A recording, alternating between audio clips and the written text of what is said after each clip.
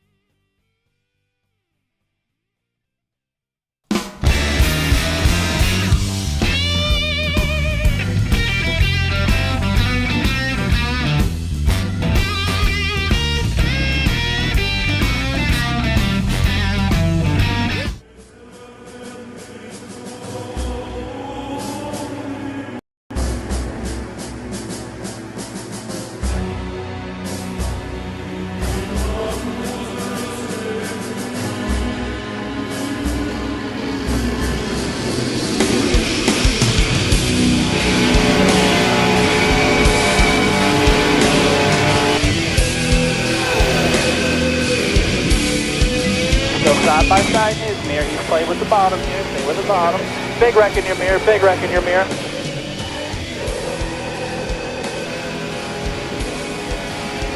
Oh no! Oh my God! That looks awful.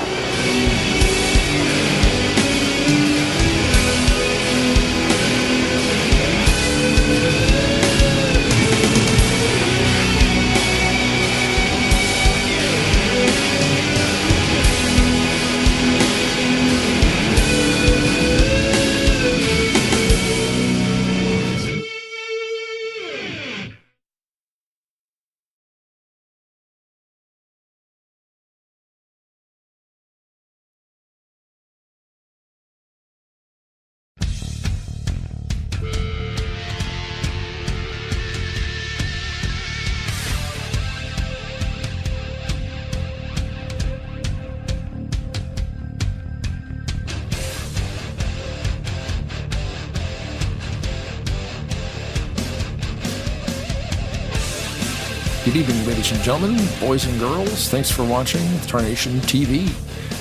We're here on a Saturday night with the All-Star Racing League at the premier Superspeedway Series. Why do I have to do all the talking? My name is Blaine Donlin, joined by Brian Wolf and Rod Weston. Yeah, buddy. Oh, we got another fun Saturday night at the gosh, I gotta have to take a drink here. Gotta get warmed up. Yeah, gotta get warmed back up here. RTG track with the ASR. The guys, their Saturday night special deal. A good race last week. Greg Palmer ended up with a win.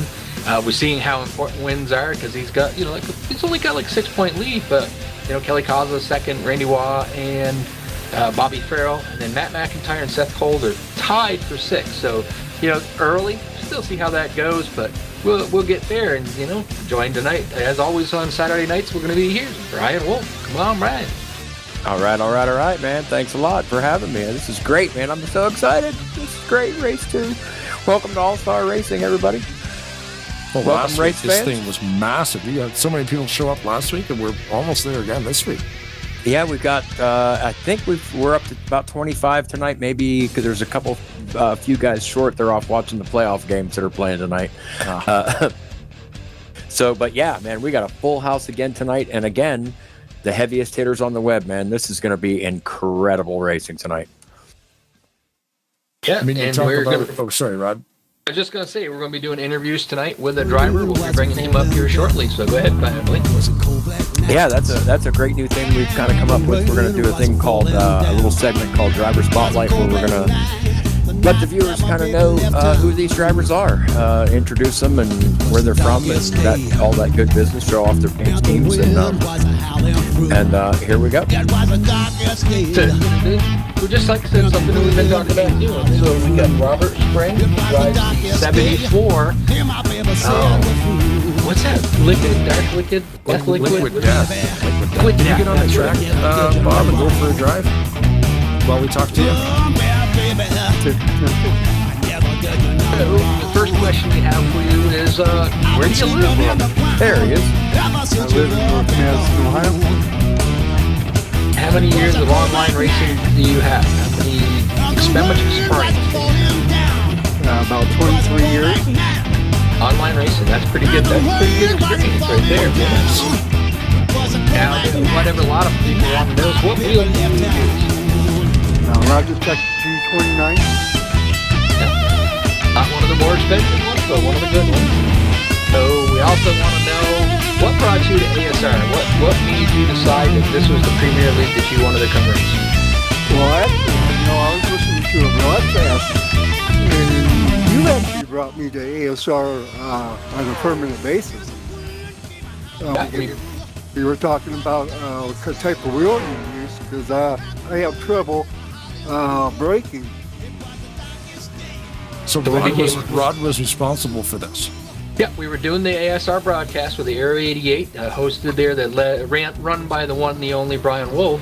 He was watching the broadcast and realized that I was a paraplegic and said, well, how do you brake? So we started talking, we became friends, we got him playing, over here with us. He follows us if he's not racing, he's usually watching some of the broadcasts, and we got him playing golf and whatever, and we kind of we hang out and do stuff together now, online. So that's awesome. And I'll tell you what, the one thing I want to talk about, Robert, is your paint scheme. Is there any significance behind that? Where'd you come up with that idea for that awesome paint scheme you're running tonight? Well, most people know I love cartoons. I like skulls. And I actually have the Rock and Roll Hall of Fame on this paint scheme as well. Oh, that's outstanding. Do you drink Liquid Death? Do you actually drink it? Or you just like the logo? I just like the skulls. Oh, nice. I'm actually going to buy the drink and actually taste it and see what it actually tastes like. There you go. You know what, though? Spoiler alert, Liquid Death is just water in a tall boy can. There you go. That's all it is.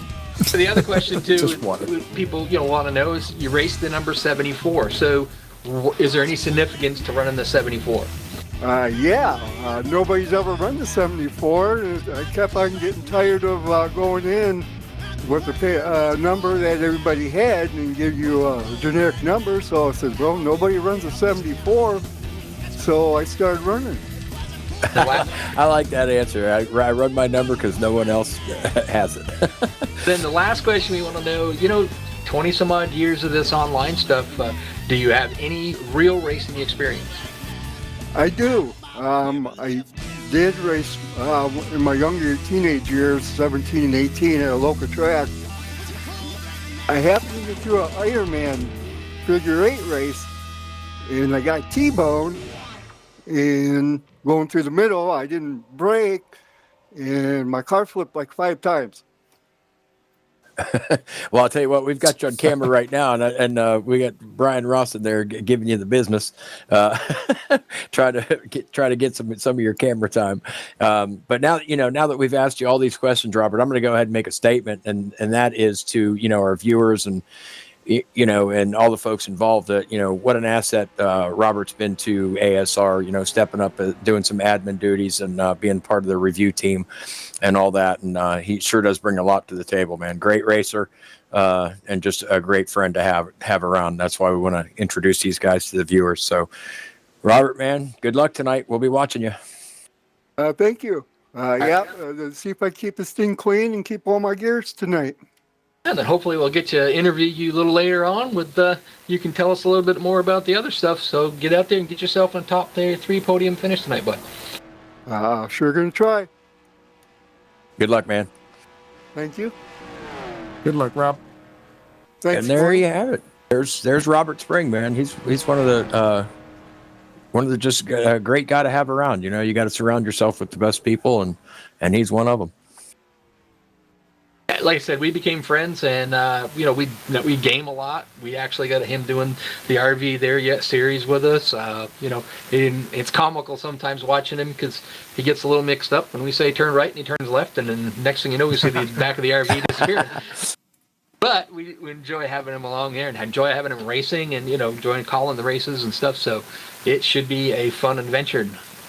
Oh, absolutely. And like I said, I am so excited for this race number 2. Last week was a doozy, and I think we're in for even a bigger treat tonight. We really do need to take the opportunity to thank our sponsors, Dave Chin, Bryant Motorsports, that whole group over there that paid the bills and, bring all this together. All of our lead admin, Ken Roberts, and all the guys who make up the team, Robert Breedlove, Garland Oaks, Brian Rawson, Mike Mangialardi.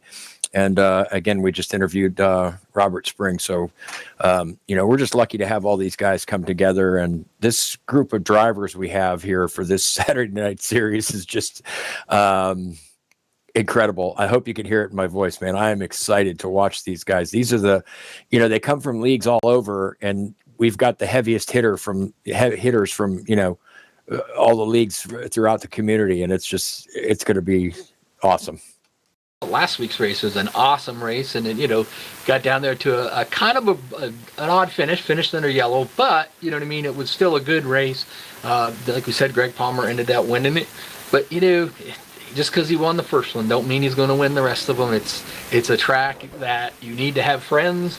You need to make the right moves. I sprint races with these guys a little bit before this series started up, and I actually got out in their front and got to do what those guys do, and I still do not get how they do it. I'm not a super speedway racer by any means, and the way these guys run is just crazy. Oh, absolutely. I mean, it gets intense. I mean, like, if you're three wide and 6 deep, and you're that guy that's in 4th, 6th position in the middle, it's careful what you wish for, because it's, this is hold your breath racing.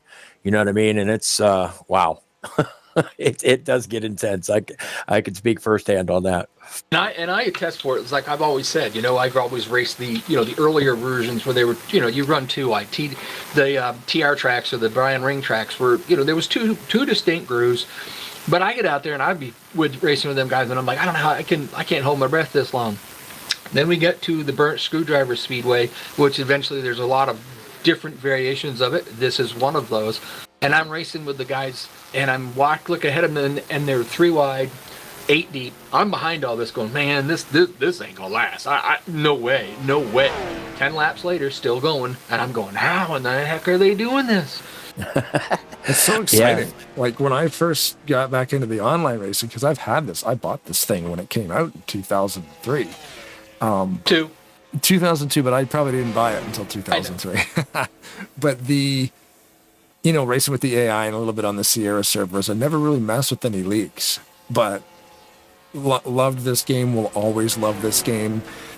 Every time I build a new computer, first game I install on it, I just bought a brand new computer a couple of weeks ago.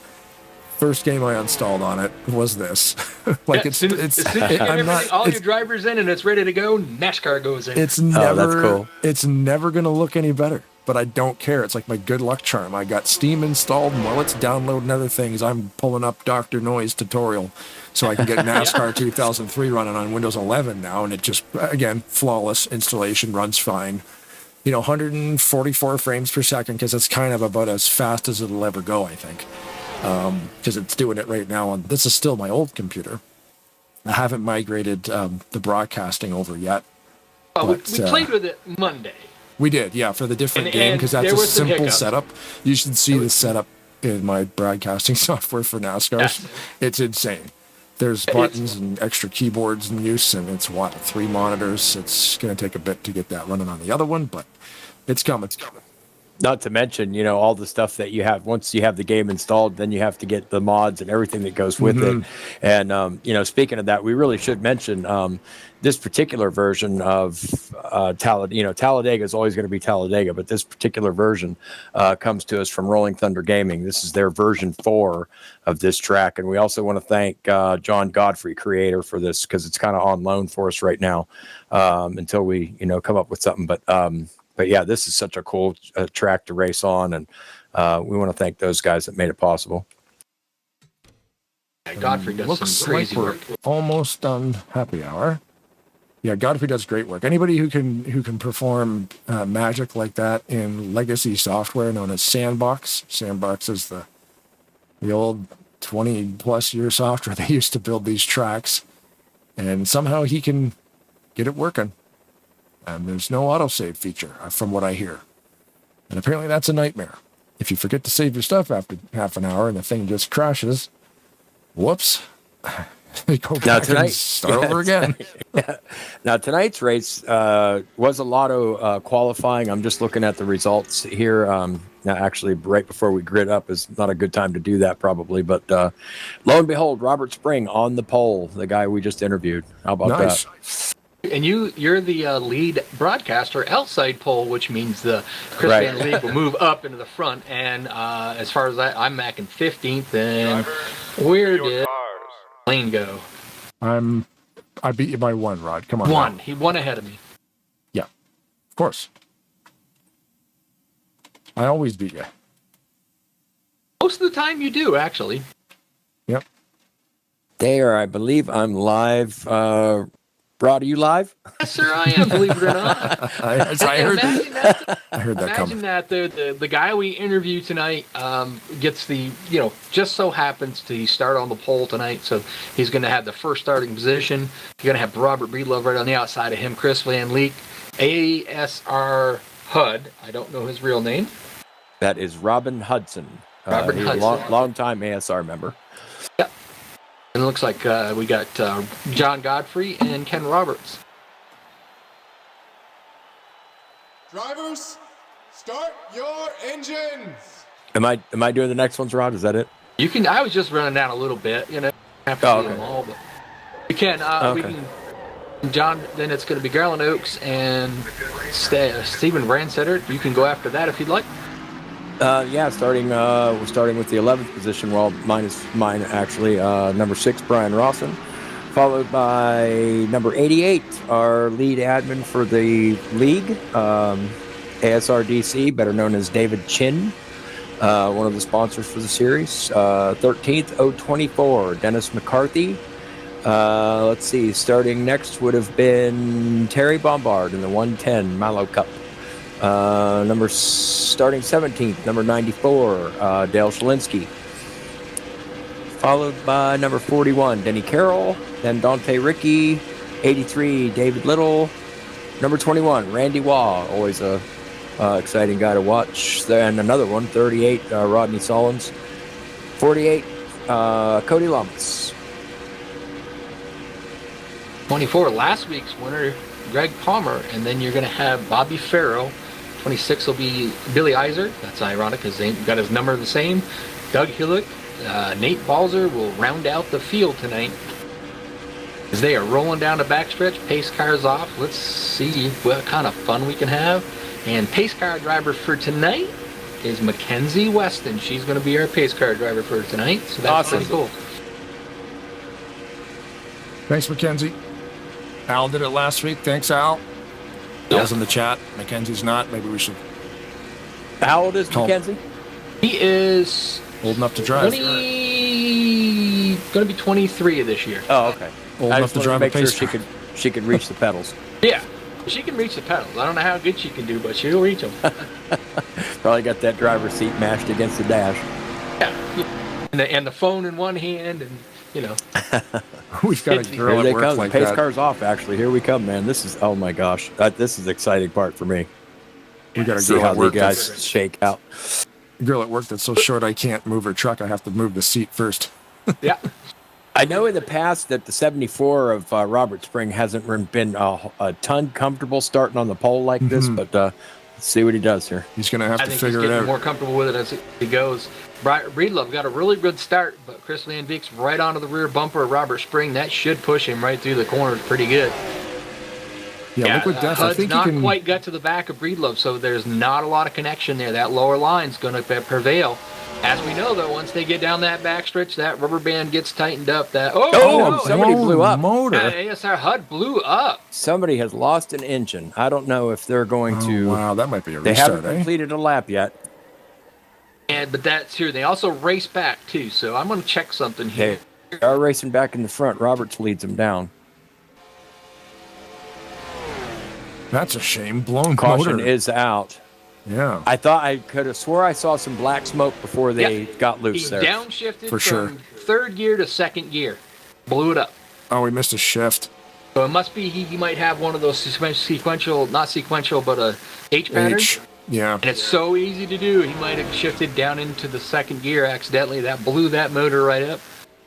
Yeah, because if you're going from second, like maybe up into third, and then coming back down into fourth, you can hit the post and the thing will slide back into second again. That's not good. You can't put the clutch in fast enough to save that. All right, I just got word from race control. No restart. Roger. Be back in a minute. I got booted. No restart as no per restart. Race control. So we'll go back and take a look at that. Yeah, let's please, because that's going to be significant, I think. So that lengthens the pit window because we're usually looking for drivers to pit around 19-ish. So we could probably get closer to 21-ish. That's too bad. That was a cool looking car too, repping representing the Splash and Go guys who do such awesome work for the community too.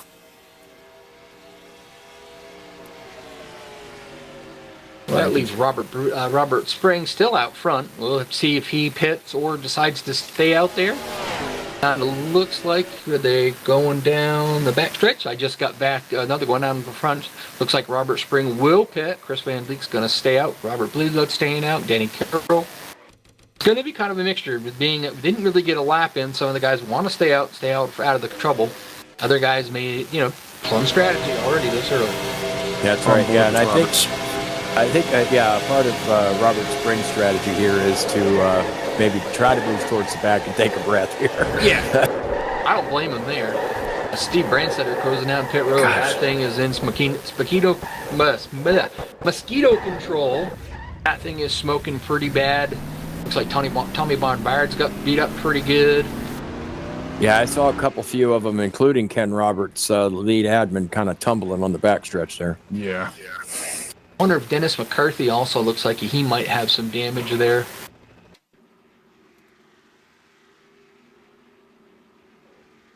Oh man, last week's winner, Greg Palmer. We'll talk he's to beat him. Up. Yeah, Cody Lamas has got the back all simply irresistible. All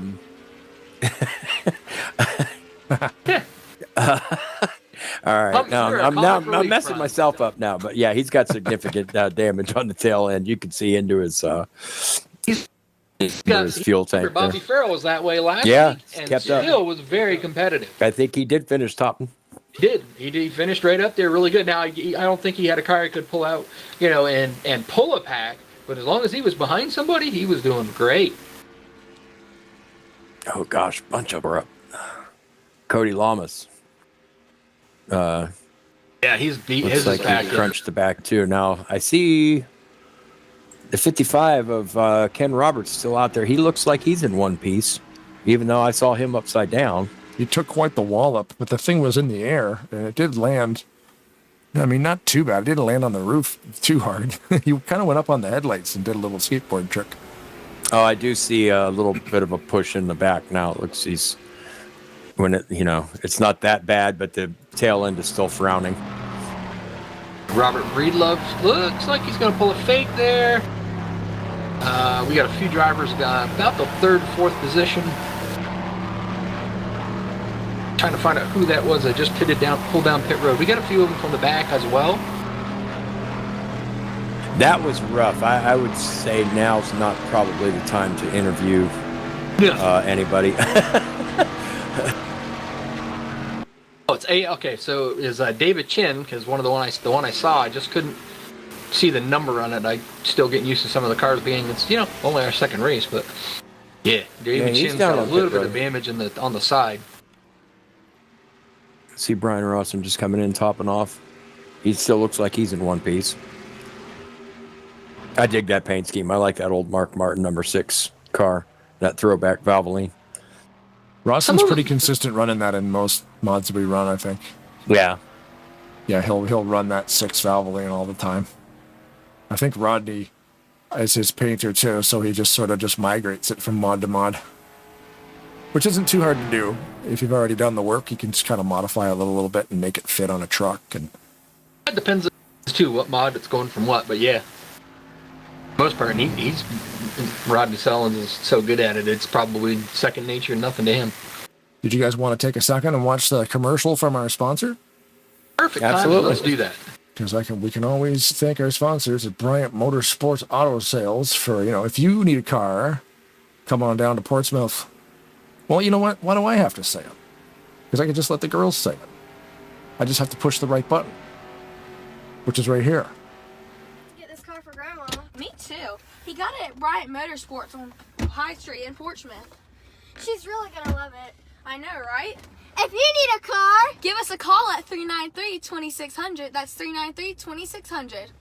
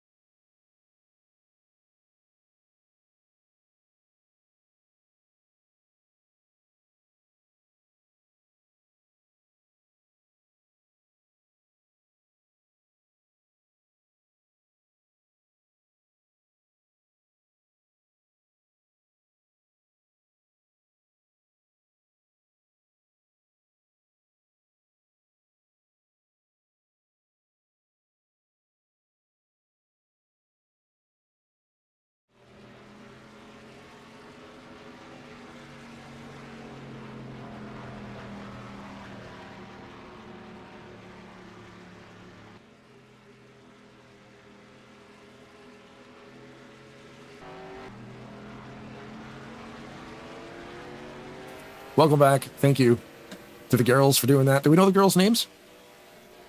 I do not offhand, but But what you were we just were saying saying, while that yeah. was playing, that we had talked about having the girls do another commercial for us, and I was talking with Dave Chin about it, and he said, "Man," he goes, "those girls are grown and have kids of their own now." He said that commercial is probably 15 years old at least. That's hilarious. He'd have to correct me on that. I'm not 100% on that, but that's an older one. It'd be neat to have them just do an update, do the same commercial, but them Yeah. grown up, or have maybe their kids if they're old enough to do it. That would be really cool.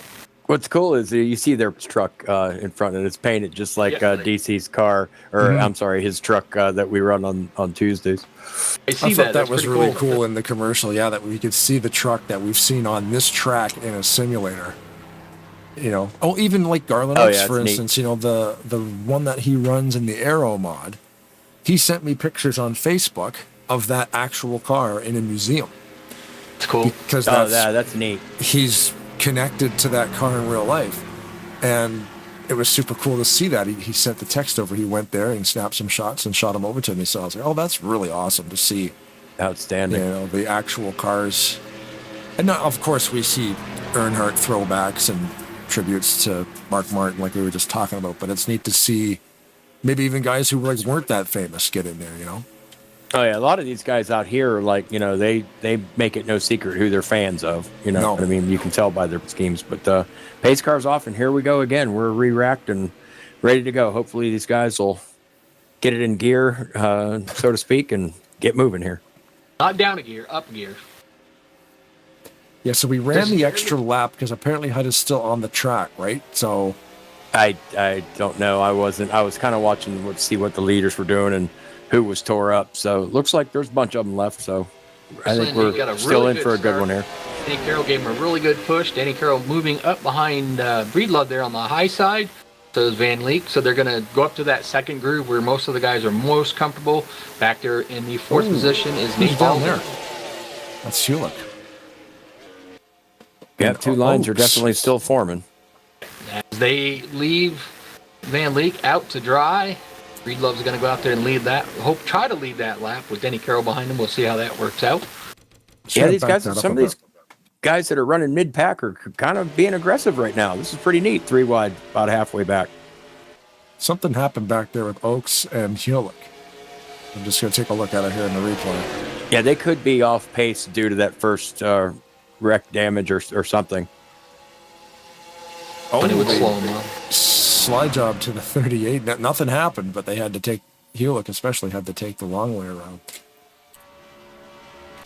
Van Vliet, though, unfortunately, was the leader at the start of that restart.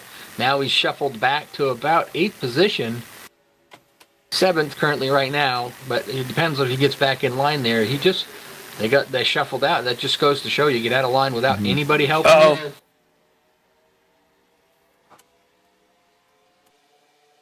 Oh, the 24, the 024 was around. 88 at Chin. They're still racing back. Yep, 41's going to get the 931. Denny Carroll leading that lap. Whew, man, that was close at the beginning there.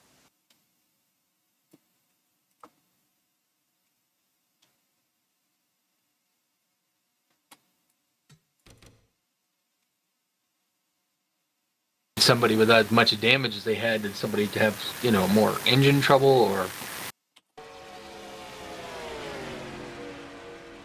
Looks like Shin got spun. Yeah, it all happened in the back. Yeah, I think I don't want to say from this point of view, but it looked to me like the 88 and the 024 got together. Yeah.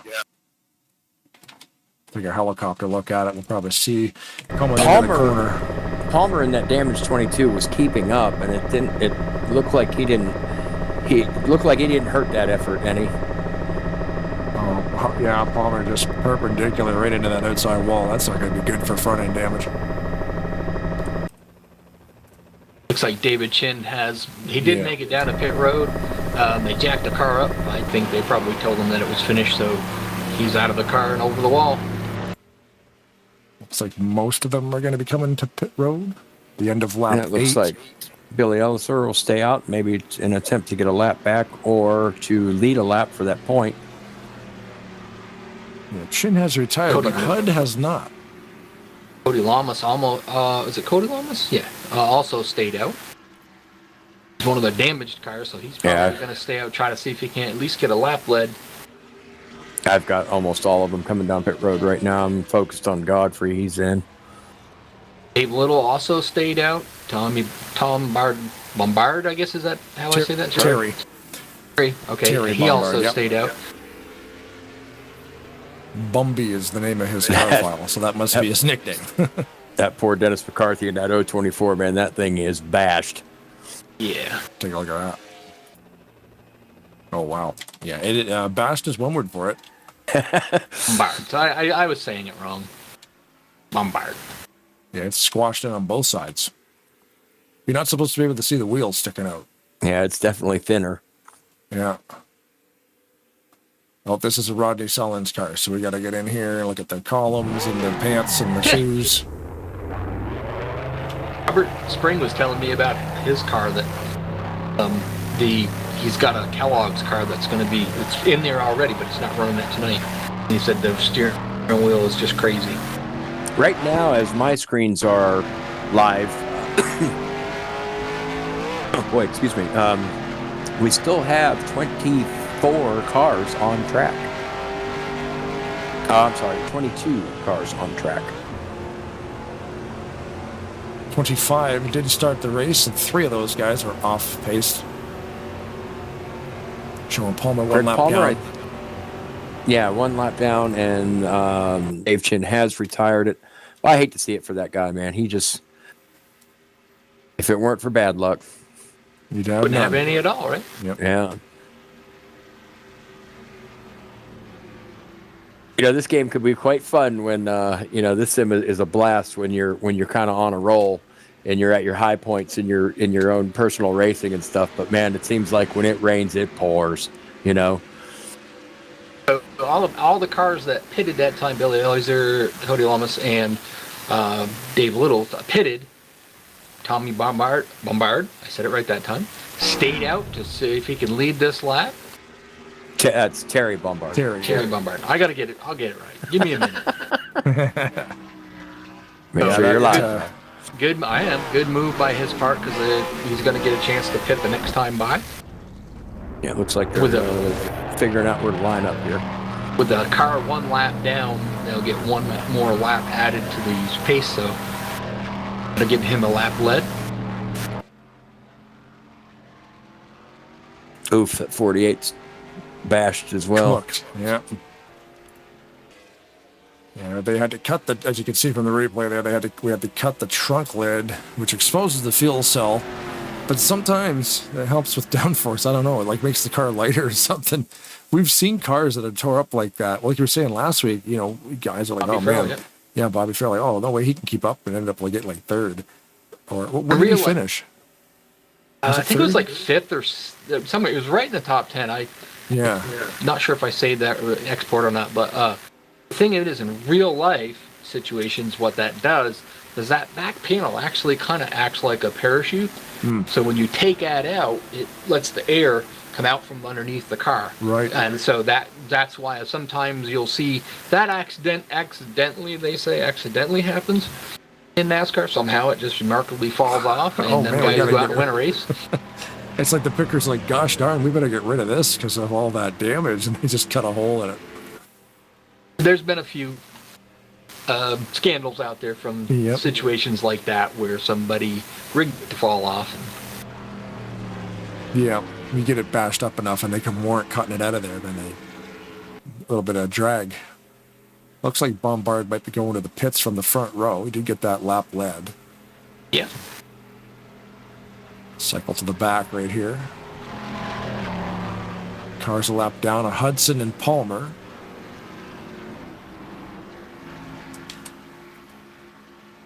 It's incredible to me the amount of experience that you see here in one place. What if we added up all the years of experience? What do you think that Oh, would be? gosh. Oh, jeez. hundreds. A lot of these. I mean, I have 25 by myself. Yeah, I've got over 30. Hundreds. Yeah. But yeah, you can see it. I mean, these guys have raced format in this track for so long, for so long, especially, some of the guys that come from Rolling Thunder, they kind of pioneered this whole Talladega series thing with their, their Thursday night challenge. But you can definitely see the experience with the guys who hang in there, and, they've raced every scenario. They've been in it. You know what I mean? Even though they're never the same. There's, Yeah. Oh, there's fuel races and tire struggles and dealing with damage and all kinds of things you got to deal with. Can I mention, too, the YouTube chat? Jason Scheck just mentioned, good run for Tommy Bartlett. He's making fun of you, Rod. Oh, okay. You can't say Terry Bombard. Okay. Oh, yeah. You're like, who's Tommy Bartlett? I'm like, because every time Rod says Tony Bombard's name, it's different. never said I was good at names. That's not why we hired you, though. We hired you for your good looks. Yeah, that's why we put you on the radio. It's made perfectly for radio. Yeah. Is Shaq out here today, or is he just watching? I think. He's not racing. He's just watching. That's hilarious. I'm looking for the number 2. We don't have one. Shaq would be in a number 2. I'm pretty sure. These guys are killing my build-up, man. 10 Mackenzie Weston puts the pace car down pit road. Here she goes again. Breedlove's on the high side. He's the control car. He decided to go to the high side instead of the bottom. Putting, John Godfrey down on the bottom side. Yeah. Yep. And who do we always see up there? The 21 and the 41. If you get those two together, that's trouble. Same with, Ken Roberts and Rodney Sullins and all that, but those are, the 21 and the 41 are two guys that just always seem to look for each other, and when they get together, they just seem to work very well together. Oh my! Another good jump by Robert Breedlove on that restart, man. He's on top of it when that green flag drops. My bad with Shaq. He hopes to race next week, and he's the number 12, not the number 2. I was halfway there. Okay. Yeah, man. When you get those, when you were saying, when you get these, look at that outside line, Balser. Oh yeah. Like, all those guys really. Van Vliet, Sullins. What am I talking about? We talk about how strong this whole entire league is, really. The inside line has got no slouch of drivers. The problem is they don't have as many cars as they do on the high side. That high side is going to pull away. Looked like Brandy Waugh was thinking about pulling down to the bottom, but decided not to do that. Stay where he is right now. Man, I love seeing some of these guys up here like John Godfrey and Nate Ball.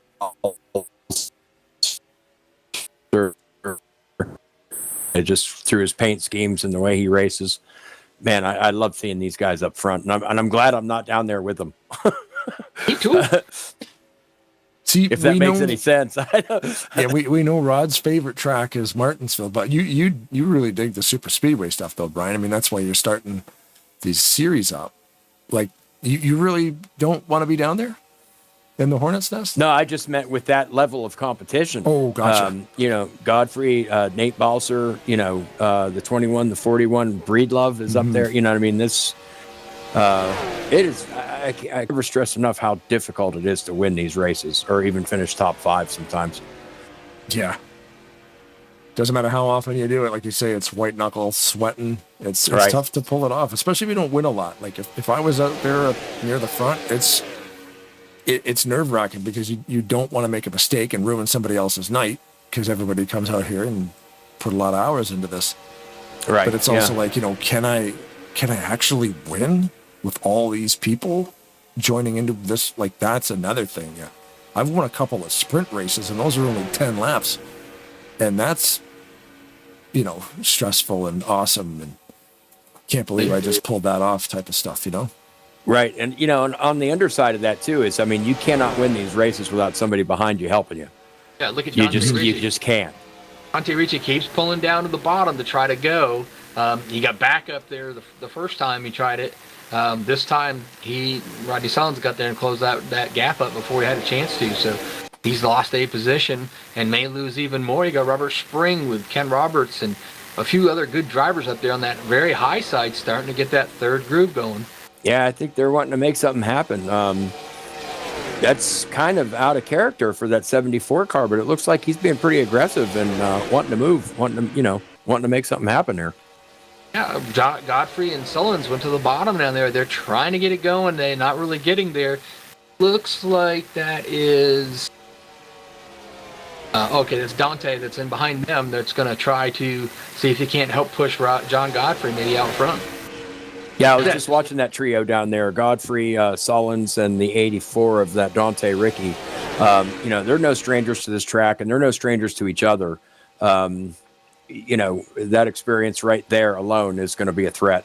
Do you think anybody in that lead pack might see these guys coming and jump down to assist them?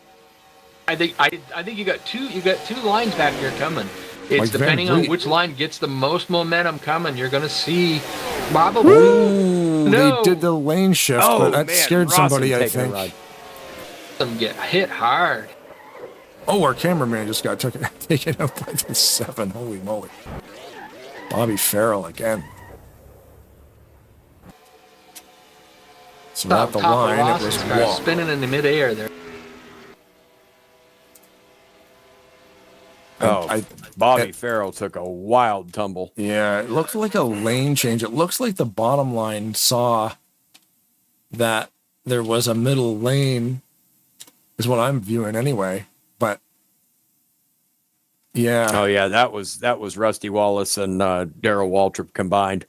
Yeah, it's kind of like nobody's fault really. They both wanted, like, Godfrey's like, I'll take that middle line, but Shalinsky was kind of thinking the same thing, so they both just came together in the middle.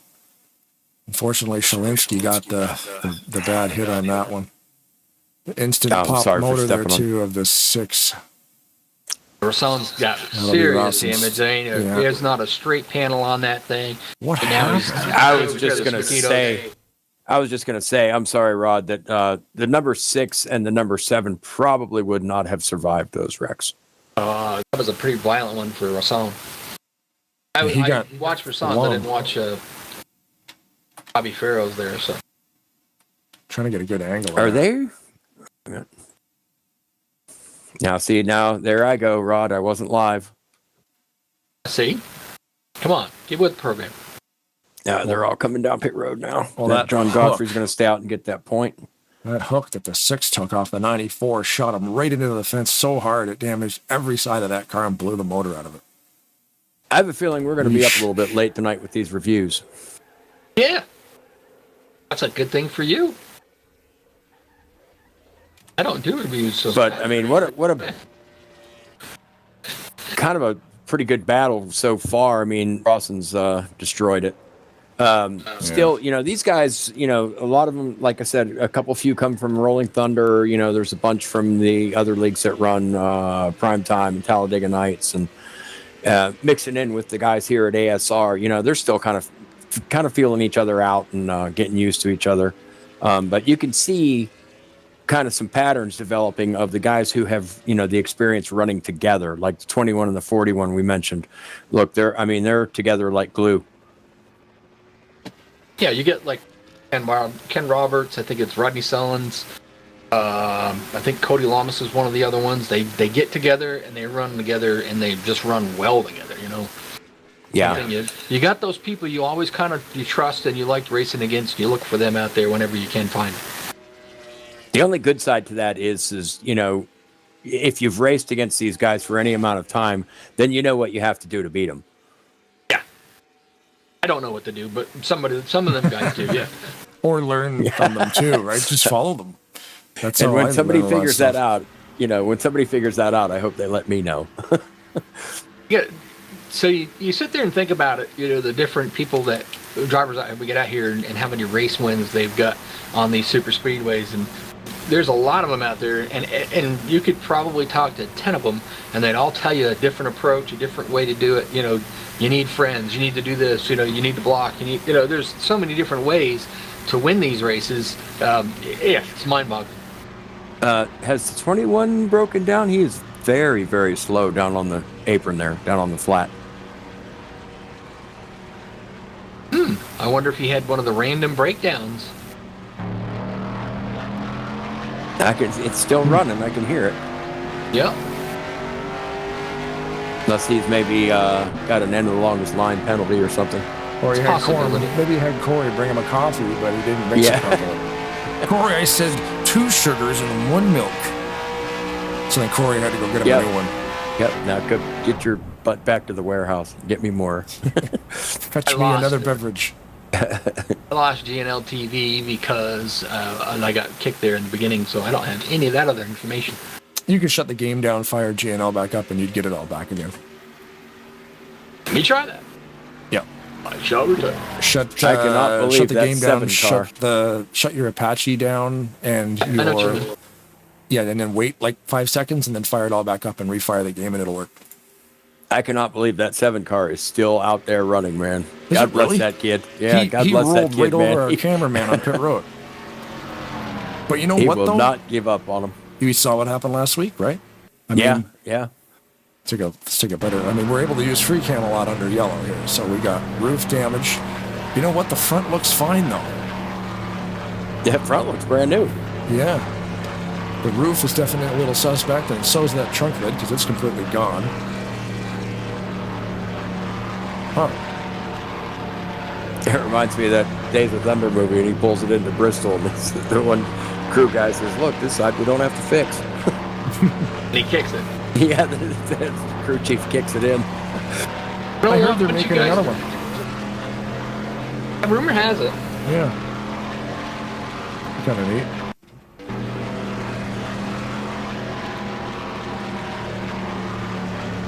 Yeah, that 7 car is ugly, man. Wow. Yeah, like I said, God bless that kid for hanging in there. It's beautiful, but it's ugly. Right now. It was beautiful about, 19 laps ago? Right, yeah. Yeah. Like I said, he's still out there going. It's a Got more quick takers to heads the up pits. on there. You know, the guy we've interviewed earlier, Robert Spring, he's up there in the 6th place on the outside groove. Pretty much where everybody wants to be is that outside groove. So that's pretty cool. Still hanging in there strong.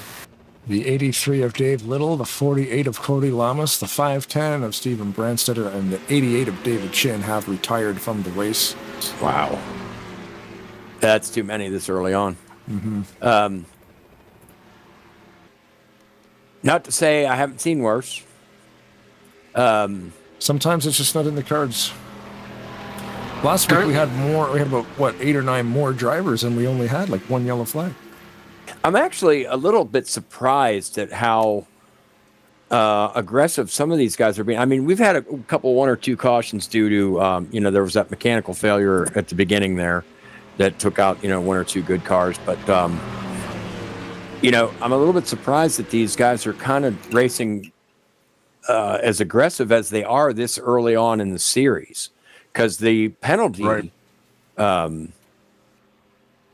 The incident penalties are pretty stiff here in this league. Ken's laid down a specific set of rules, and man, you could find yourself in a big hole to dig out of. And we're not even halfway there yet.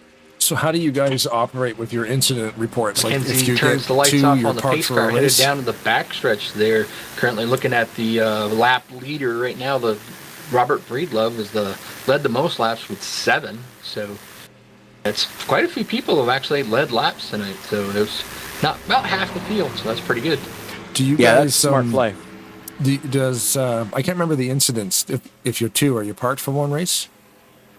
It's actually a little stiffer than that. I think it's I think if it's 3 after 2 you're on 1 in park for the next race, and then after 3 I think you're on 1 in park for the rest of the season, and then after that you're parked and docked points, and 5th one you're parked for the season. Oh, so if you end up with 5, you're not racing You're the out. rest of them. You're right, yeah.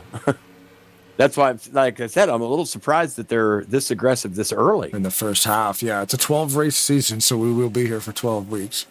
That's And- actually 10 weeks. 10 weeks. Oh, what did I think you had 12?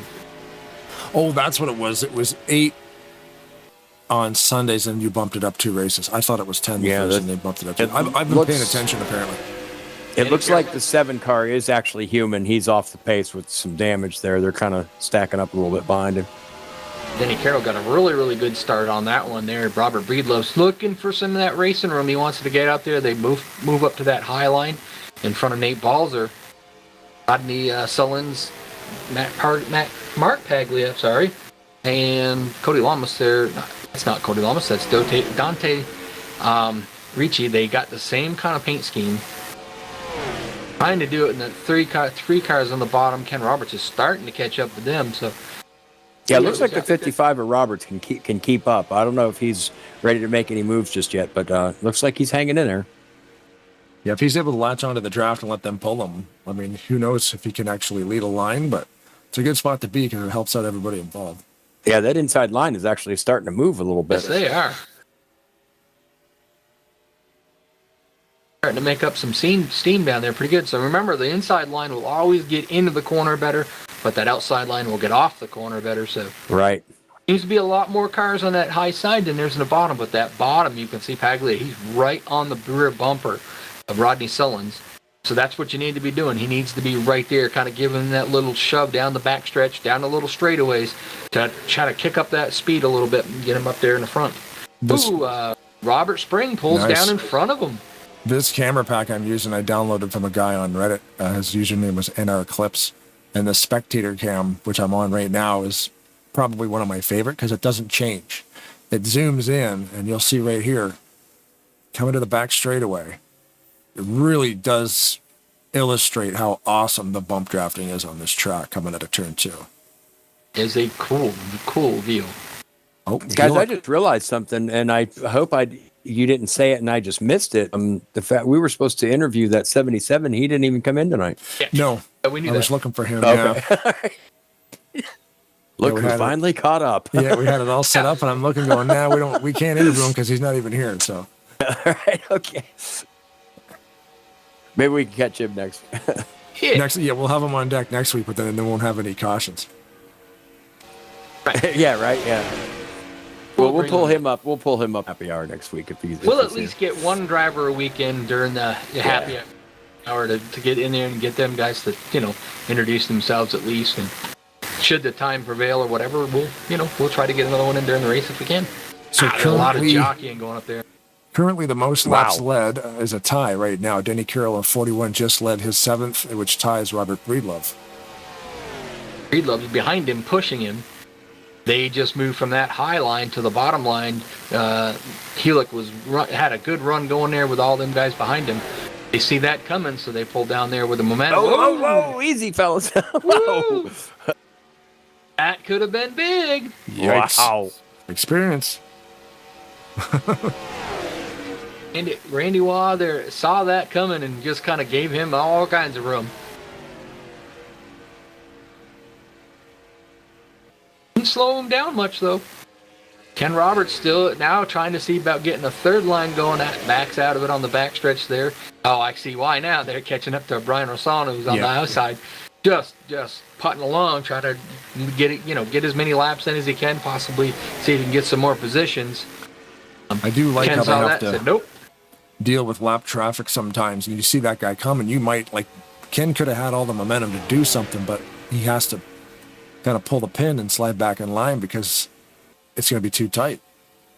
Although the middle line is the preferred line, per se, but you can see the lower line is prevailing, but lap down cars will always go to the very, very high side and give the bottom of the track to the rest of the lead lap drivers. So. If you watch that 79 on the outside, too, he knows how to work that lane. I've seen him do this 100 times at least. If he's got the right cars behind him, which it looks like he does, he'll stay committed up there. He probably did it 100 times last year. You're right, yeah. He'll stay committed up there. Now look at that upper line forming. Now here they come.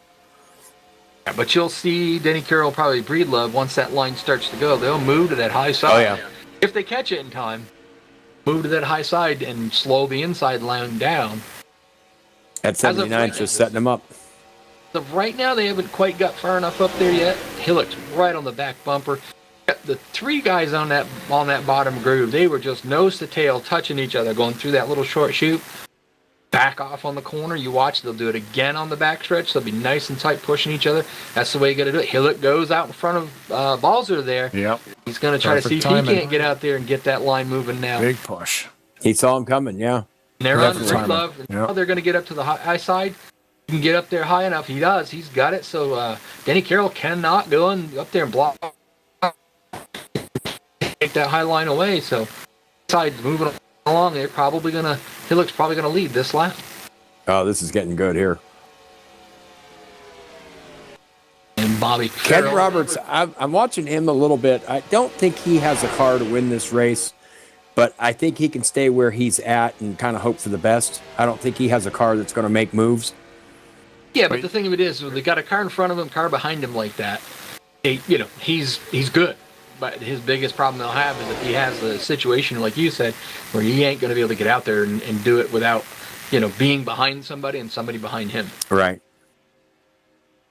But that's the thing. Guys, I'm going able to to let keep you up talk speed. for a minute. I do have to step away for just a few moments, and I will be back in about 5 minutes. I do apologize. I do have to step away.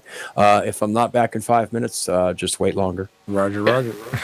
Just continue without you. That's the way it goes. Yeah, that. I was talking about Roberts there, like being able to just be in line, and help. Like these other cars surrounding you can keep you up to speed with any damage you may have. Brian was mentioning too, we might not be able to lead a lane, but you know what? You can still be in the contention, get the points. That's absolutely what he's got to do. He's just got to keep himself in a situation there. Yeah. They keep switching lanes around here. Mm-hmm. Sullins finally gets out of that bottom. Now look at that. Nate Perfect. Balzer. What a move that was. He timed the push from Garland. Wow. Hillock had no opportunity, no time to I would never have expected that. That was such a well-timed lane change on that bump to just shoot him right past. Here we go from helicopter. Yeah, that was. You see the bump comes, and he's able to take the bump and use it to get to that inside line. Leads that lap. Which lets him lead that lap, yep. Pitch is his first for the night. Pretty good for him. Yep. That high line's now starting to form back up again. So now what you're going to see is that line on the high side there's got a little bit. There we go. Just as I was about to say that, Ken Roberts decides that he is going to go out and pull that third line out there. So wow, he may not have as much damage as we think he does. If he can get out there and pull a line like that, he might be all right. Yeah, look at how well he just gained a couple of spots there. Yeah. Maybe it is okay. Got 3 cars behind him. Someone just abandoned the high side there. That they're pushing right on that rear bumper. And that's starting to lose out a little bit. With the sim, maybe it, even though he took a hit, it might not relay that damage to the exact spot we think, which actually could help sometimes. Yeah. So a lot of times when you get rear damage, like we saw earlier with Bobby Farrell and some of the other cars that are unfortunately out there running around. Slower lap times, but sometimes when you get minimal damage back there, it actually loosens the car up, and for some drivers who prefer to have like a little bit looser setup, it makes the car better. Right. And the car will wear too. Like if the tires wear with the damage, yep, it kind of settles down. Like, okay, it might be, you take a good hit, it might be a little weird for a few laps, but I always find out because now you're forced to drive it different, your tires and stuff will kind of wear into that new style, and it'll kind of tighten up a bit. I do believe that you could probably run this whole race on, one set of tires without changing a tire. You could. I think you could. But the advantage is what you may have for a disadvantage is being that if you're trying to run that bottom groove, you might not be able to get the grip. It may be so subtle, but just enough so that, you're going to slow down a little bit more than you would with fresh tires. So you'll see these guys, they may not change 4 tires every stop, but they will change lefts, then rights, take 2 tires just to try to keep something fresh underneath them so that, they still have a little bit better turning ability.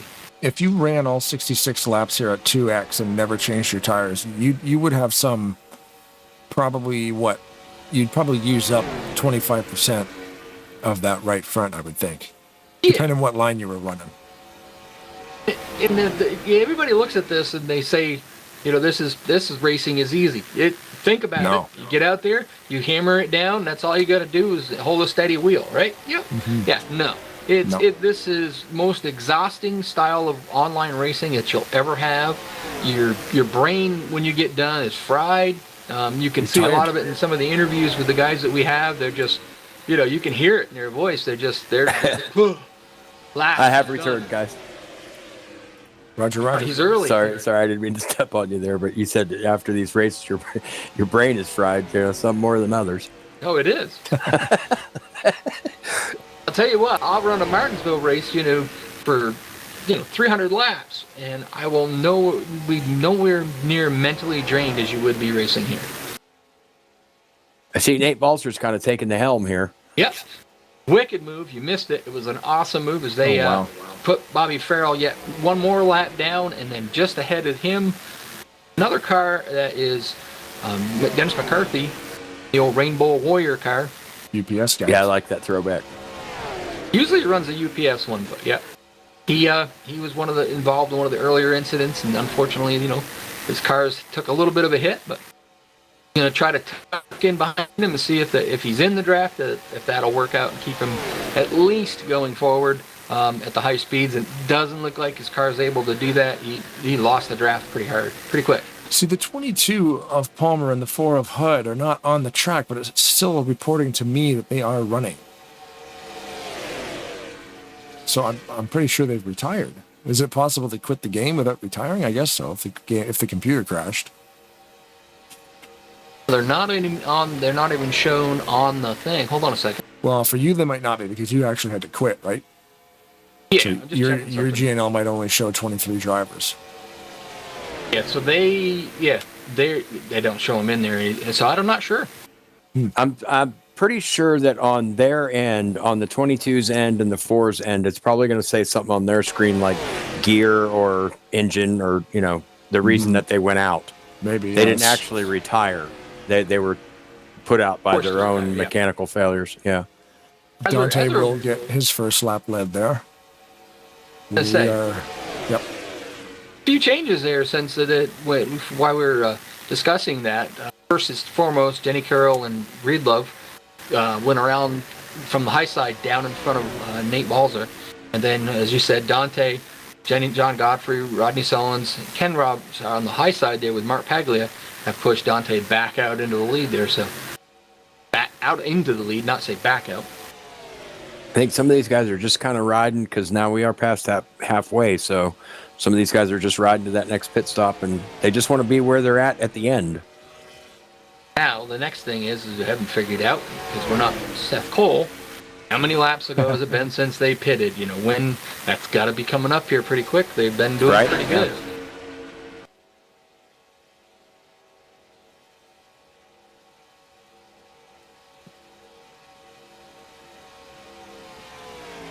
Dave Selinsky goes the laps down. I was like kind of trying to figure out his number because on Sundays he was the number 1, I believe it was. Is he 94, right? Yeah. 94 now. Whoops. See him peeling off, yeah. Not pitting now. Oh, man, some contact.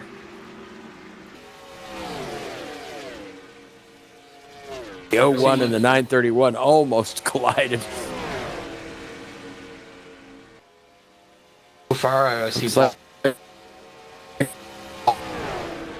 they're still wanting to shove each other Everybody around. so far is taking rights. Pretty much down through the whole pit line here. Let's see. Breedlove took lefts. And Zeke took lefts. Robert Spring took lefts. 2 tire stops. Ellisor down and away. And it's going to be Denny Carroll. That's going to be the first car off pit road from that first pack that pitted. Second pack stays out.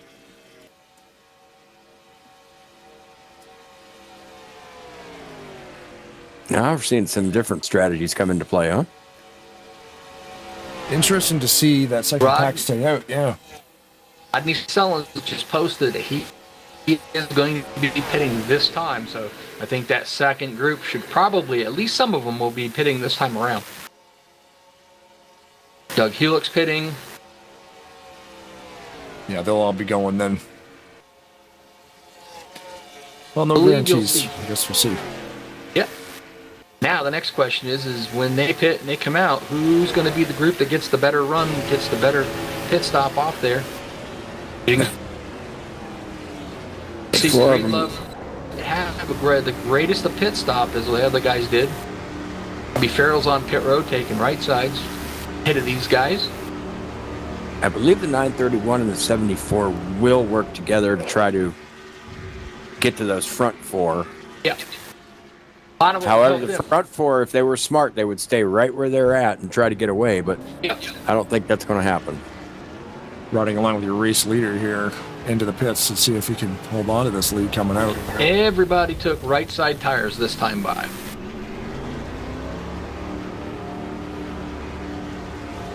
Right on 55 mile an hour coming down pit road there for Ricci. Dante Ricci. Be interesting to see where they come out. Breedlove and Robert Spring have got that second draft. They've almost caught them, so they're going to be okay as far as that goes. Now the question is where is everybody else going to come out? And are they all going to come together when I do, or are they going to be, two different separate lines? Yeah, either way, they're going to catch each other. Yeah. And I tell you what, the one you got to be proud of is that 74. That's, like I said, kind of out of character for him to be one of the, the front runners. I don't know if it's just been his luck or what's going on with his past races, but man, look at him go now. He's definitely always run right up there, but he's never always, sometimes just doesn't have the luck. Denny Carroll, of course, he had a little bit more of a head of steam. He caught that back pack, and he drops to the bottom. So that whole line that was running together, they dropped to the bottom. The two front runners, and Dante, Sullins and Dante, had such a good pit stop, they might get railroaded here. Yeah, I was just gonna say, they're coming down hard on them. So John Godfrey's going to be right there, going to give probably Sullins a good little push. That's going to be a giant shove there. Yeah. Going to slow that lower side down a little bit. More cars up there. Robert Spring decided not to follow Breedlove and went up there behind Paglia to get on that high side. So they got more cars up there right now. That line should move along. Question is do they stay up there or do they pull down in front of Denny Carroll? I think most of them guys that are on that upper side are going to stay together and work together, so they may just stay together until they all clear. So everybody out here now will have to pit one more time. At least, yes. So I wonder, they did pit 2 complete laps apart from each other, both packs, and we're all right back together again, so it'll definitely be them. Like they say, the money stops when they're under green flag conditions. Right. Although Dante was able to retain the lead, went in first, and he's out in first. They all had really good pit stops. Yeah, they got a little separated there, but all got back together, and it looks like, nobody really lost out that much on it. Apparently, like I said, that high line is they're a lot tighter. They're doing a little better, and as I say that, Nate Balzer's just pushing Denny Carroll in that little short straight. Moved him up to the side, right beside Hillock there on the outside. And the lap leader is Denny Carroll in the 41 with 10 laps led tonight. Of course, Dante now has 8 laps led. Breedlove with 7. Balser with 6. There's a lot of guys who could still, if they could find their way back up there, could still take that spare point. Your fastest lap for tonight right now is a 47.782 at 216 miles an hour, and that is by the 23 of Doug Hillock. Lost that lower line. They lost a lot of their drivers. They all went to the high side, so they're going to end up just dropping back. People will figure it out, get figured it out, get back up, so they're getting headed towards the front. They just got to get more people. Denny Carroll pulls right up in front of Randy Waugh, so I'd be willing to bet you there was some whispering going on there. There's room in front of me, but with 14 guys on the lead lap still, this is going to get very interesting. Be interesting what their pit stop strategy is going to be like. Yes. We don't see anybody starting to do any fuel savings because I don't know exactly what they're going to do, but sometimes we've seen these the super speedway races. All of a sudden, it's like everybody just slows down and they're trying to save fuel so that they can get it down to, instead of having maybe half a can of splash or a full can, a half a can, to try to speed up their pit stop by taking less fuel. Yeah, the less fuel you can take, the faster your stop is. So that's how a lot of these races are lost and won, man, is on pit road. And that's either with a bad decision or, maybe a mistake, a slipped gear, contact or with another driver, or, it's rough. It's like landing on an aircraft carrier, only you got 11 other jets to you. That's why it's kind of amazing. All 12 of those cars went down pit road, 2 different groups all together, and within 3 laps they're all back together and in line and running. That's pretty darn good. Absolutely. Nobody made any mistakes. Not only are these guys, great drivers, physical great drivers. I mean, they're smart too. I mean, you look at these guys, and once they know the scoring format, then they know, if I lead a lap, is that a point? If I lead the most, that's 2 points. They know it's over 10 weeks, so they play it smart. A lot of these guys will be content with finishing second, third, top 5s, getting every point they can, rather than risk, finishing last with a wreck. Yeah, that's the smart move on it. The guys, the big thing is the way this is set up points wise. It does have a bigger emphasis on winning, but you're right. Hey, if you can finish second every race, you're going to do better than most everybody else for sure. Absolutely. A lot of these guys are points, big picture points racers. You know what I mean? That's what makes it so much fun for me. Benjamin Schneider in the chat there is asking who's in the booth. Blaine Donlan, Rod Weston, and Brian Horf this evening. The usual suspects. The usual suspects, yep. Yeah, this has been so much fun, guys. I can't even thank you enough for having me up here for the whole series, man. This is a blast. See David Chin in the chat. He's unfortunately out of the race tonight, but in there watching it with us.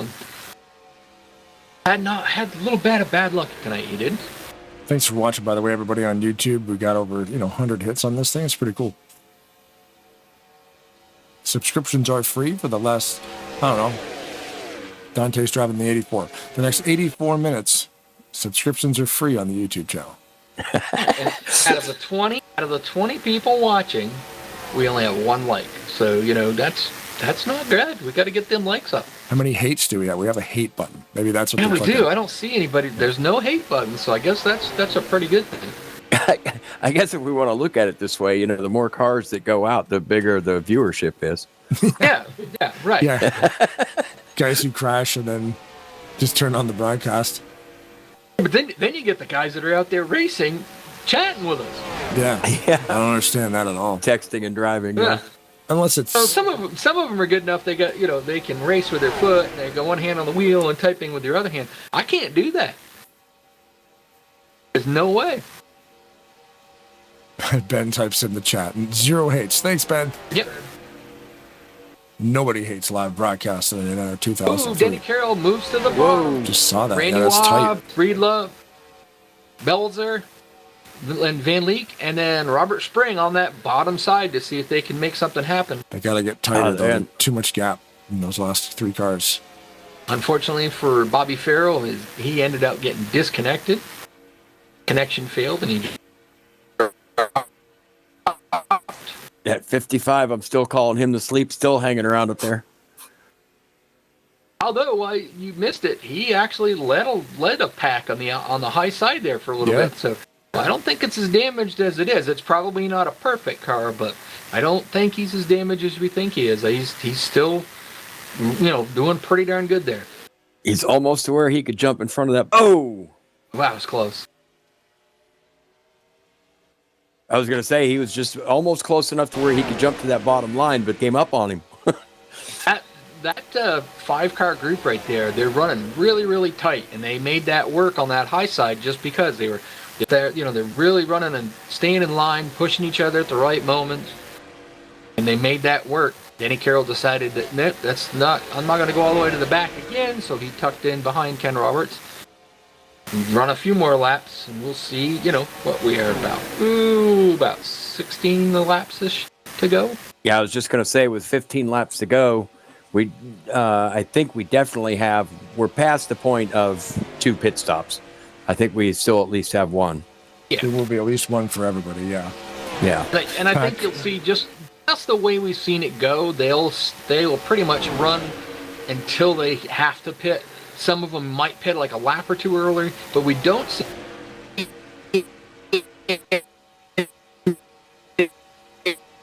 of them ever do that because it never really works, unless the caution falls and it puts you in the right spot. But you can't base your strategy on thinking we're going to get a caution soon and use that. The first pack pitted lap 37, the second pack pitted lap 39.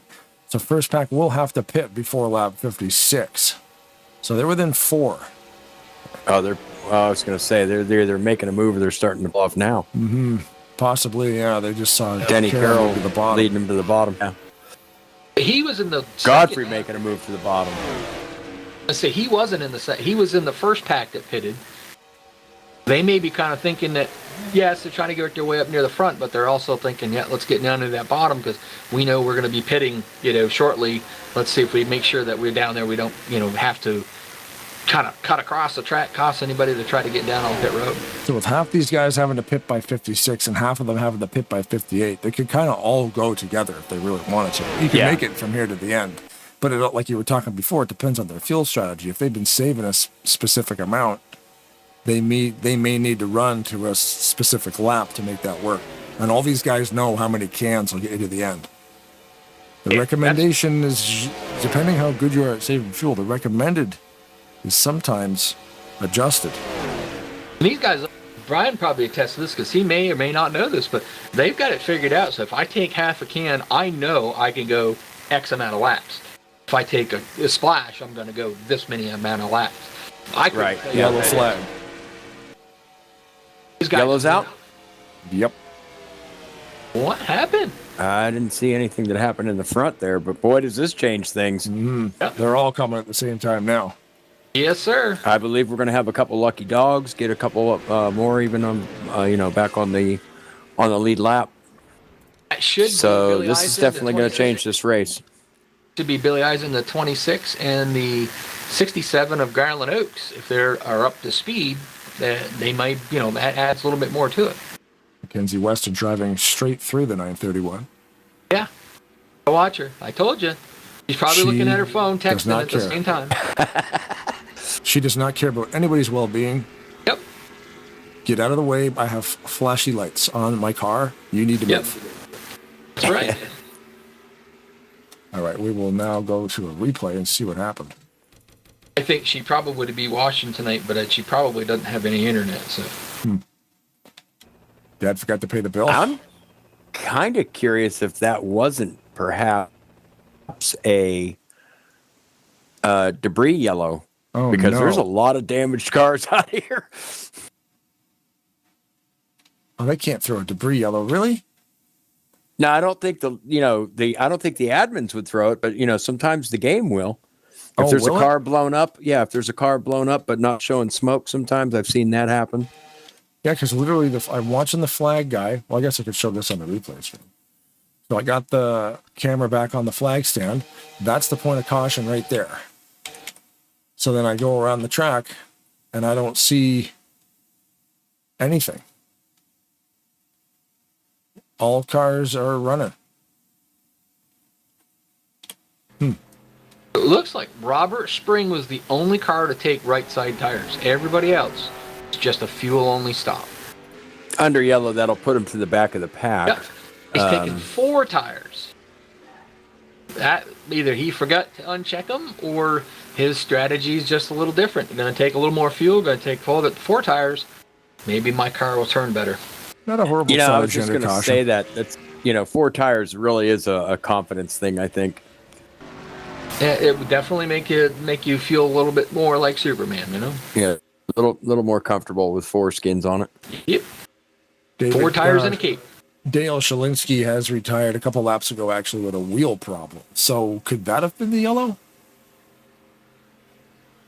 Possibly. What happened there, Blaine? 2 laps. The wheel problem is the cause of Shalinsky retiring. Wonder if that was maybe... He might have come to rest in the grass or, something. I don't know. Oh, no, he's out there when the yellow comes out. Maybe he had a rim blow up or something. Maybe it was a debris caution. If he had a wheel come apart, we won't see that because that's not how the game works. The game could say that's the cause. We won't see flying pieces. It's interesting, though. Yeah, didn't see it slow him down at all. It just once the caution came out, he lifted. Yeah, he's still driving it. Yellow's out now. And then he retires for a wheel problem. So the second time buyers are coming on now. I think that's Billy Ellisor, if I'm seeing this right. Just curious as to. So he must go to the pit stalls because we got that information. Everybody's down pit road. Sorry, bro. I'm not live. There we go. So at this point, Dennis McCarthy in the 024 is 2 laps. Oh, no, here we go. Okay, so yeah, Billy Ellisor and Garland Oaks will be the lucky dog recipients, and they will drive around on the next time by.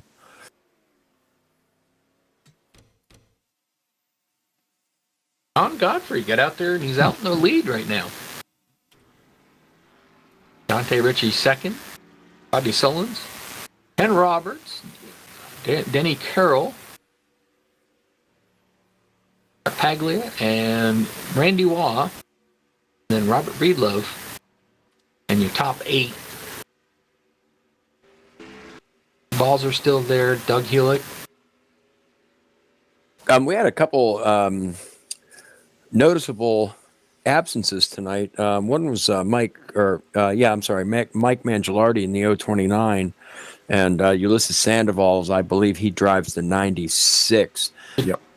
Or the 096, depending if somebody's already got it. Which actually brings me to my point, though. In this series, I don't know if everybody was aware of this, but there are no provisionals given in this particular series. So if you miss a race... Yeah, so if you miss a race or you finish last in, more than half of them, you're not really going to make it. Yeah, 0 points unless you're running. Yeah, because there's no playoff situation or anything like that here. So, if you miss 2 of these, you could pretty much, go for race wins, but it's not going to help too much. I like Alton Sullen's reason for the caution. He says, you are at Talladega, it might have been a beer can. Yeah. It might have been... Whiskey bottle coming from that RV up there. Well, the thing of it is there is a Rainbow Warrior car out there. You probably don't know that story. When he won a race, they threw beer cans at him. Oh, yeah. But, they were Budweiser cans for sure. Because he beat Junior. Yep. Is there still a Rodney Sullins Winnebago over here in Turn 2? I don't know. I don't think there is. Checking Not right this now. race. I haven't taken a drone around this track yet. There's no motorhomes on the back straightaway. That was our little broadcasting booth. Yeah, so there goes Garland and Billy Ellisor. So the lights are off, and they are getting lined up again. I think we're going to see how many laps left here? 8, I believe it's going to be 8 laps to go when we get there. And start pacing your bets. Who's going to win this one? John Godfrey on the pole. Can he, keep them guys back there? Dante Ritchie in second. Rodney Sullins come up through there and from the 4th position and win it. What about Robert Spring? Took 4 tires. Can he work his way out to the front and work his magic and take a victory? We're just going to have to wait and see the next 8 laps. Well, I know one thing. That 7-Eleven, I love seeing him up front. I ain't going to lie. I have my favorites out here, but that 7-Eleven is in very good company with 38 behind him. Yes, he is.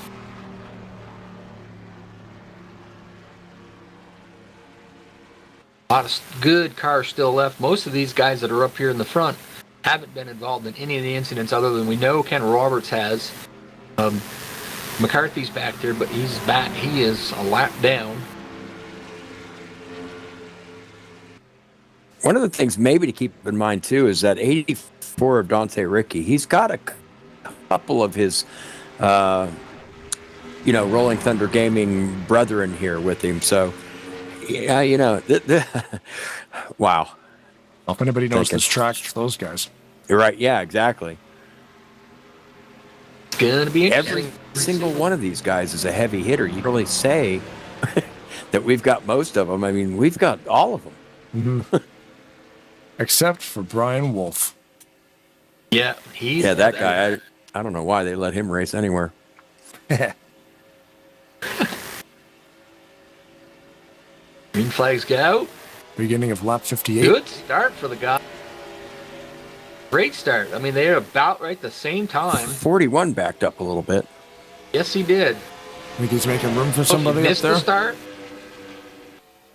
Missed a shift or whatever, but he's getting that rubber band tightened back up, and he'll start rolling it forward again in the middle bit. 7-11 and 38. They know how to do it. Oh! Whoa! Bad bump to the back of Dante Ricci there, but he was able to garnish it up, and Ken Roberts just kind of give him a little bit of room. I was just going to say that, consider the source at 55 is now saying it's time to go. Yep. We're getting down to it.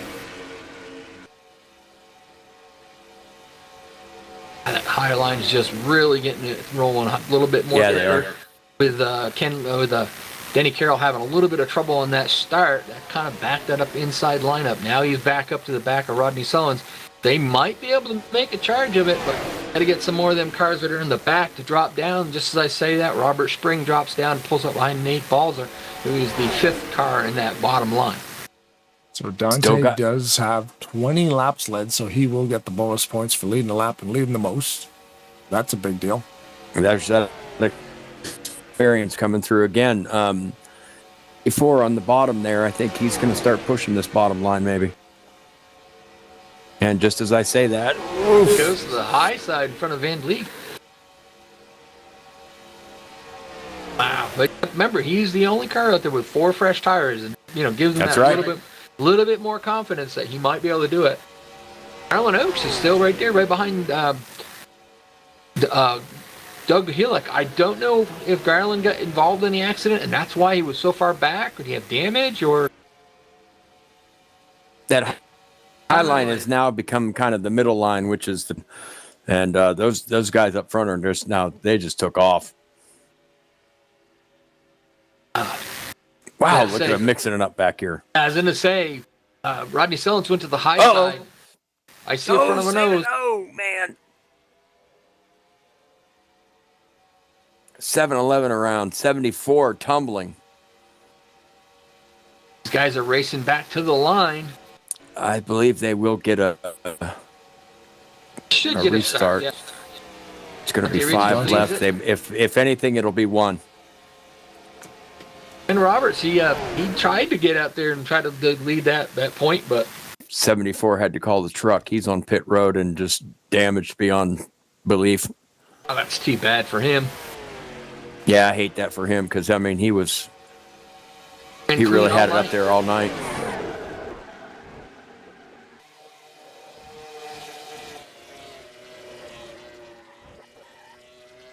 Yeah, well, his lid badly damaged. Showing Dante Ricky as the leader. And good old Mark Paglia in the 2nd position. Breedlove.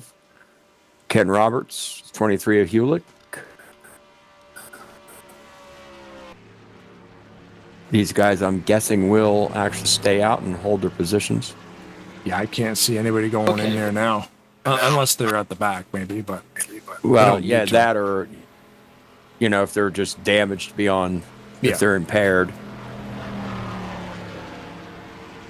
Andy Waugh took the brunt of that one there. I just went back to take a look and see what happened there. Took out a few more of them. Man, oh man. Once again, we got to thank sponsors. David Chin, Bryant Motorsports, and that whole group that support us, man. It's been so awesome. It's great when you have a league like that where you're not dependent on donations and stuff, and how is it going to get paid this month? Because I didn't have money donations and stuff. So when you have a league like this that's sponsored, that takes so much pressure off from all of you guys, all the admins. You don't have to worry about that. You don't have to worry about donations. It's all taken care of, and you got a great place to go race. Exactly, and they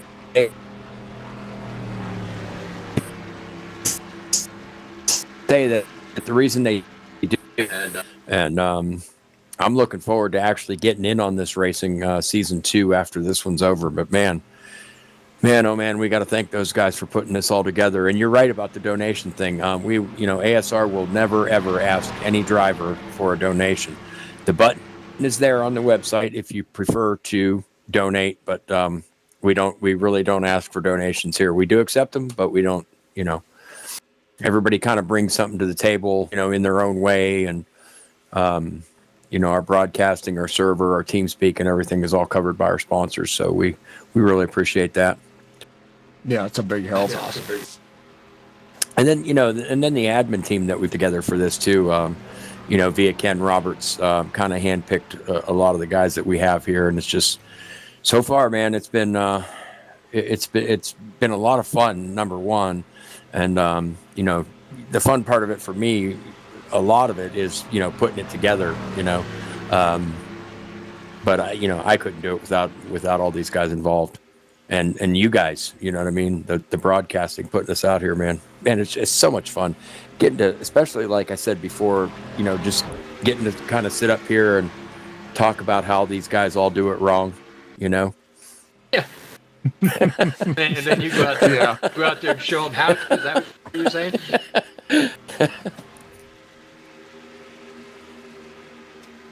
Every one of these guys, though. I mean, if it weren't for these drivers, we wouldn't be here. So, I mean, they're the most important part of this. All coming together at the same time and just having fun with this has really made it great.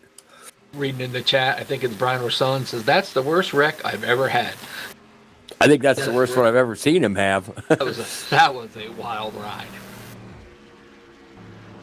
Like I said, in that one particular wreck he's talking about, I don't think the 6 or the 7 would have survived those. Those were pretty rough. Yeah. Robert String's still on pit road, and I don't know if they're going to be able to get that thing fixed enough so they can get back out there, but I had high hopes for that guy too. Yeah. Fortunately, he got caught up in something else that really had nothing to do with him. He was just there and behind it all. What are you going to do, John Godfrey has retired too. Unfortunately. I hate that for him. Yeah. Because he was another one up Tarnation there. TV curse, though, Yeah. Brian. Yeah. I'm huffing that golf. He's wrecked. Done. I'm going to have to put that in my notes or something and stop doing Don't that. talk about people. Because once you do, they're done for. Unless they're driving a pace car. It'd be interesting to see. I saw Randy Waugh was involved in that as well. Whether or not he's going to have any damage to, or did he, just slide the tires? I didn't follow it that close, but it was a little late coming out of the pits. But of course, he was probably a little late getting in there. So I'm showing 63 of 66. So if the lights go off this time, we're going to see. Like checkered, ain't it? One lap could be just a whiter. Oh, one lap shootout for the marbles. That's what you tell them. Reach down there, pull them bolts tight.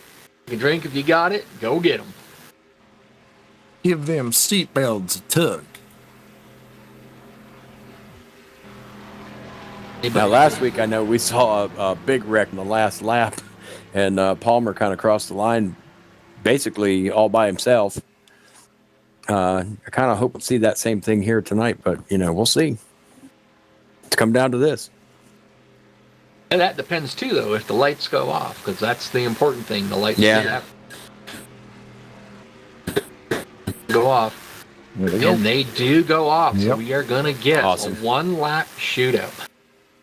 Mackenzie Weston will get that gosh darn thing out of the way in one more lap. Yeah. So we know that the next flag will end the race. Absolutely.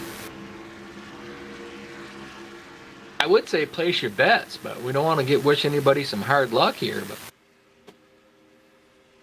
Dante Ritchie on the front row there. Outside of him, Mark Paglia, Breedlove, and then you got Ken Roberts, Doug Hillick. Garland Oaks is back up there in the 6th position after being a lap down for a few laps. Billy Eiser's back up there.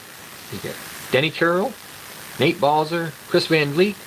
I believe that Dennis McCarthy's still there, but I believe that he is still 1 lap down. He's 2 laps down.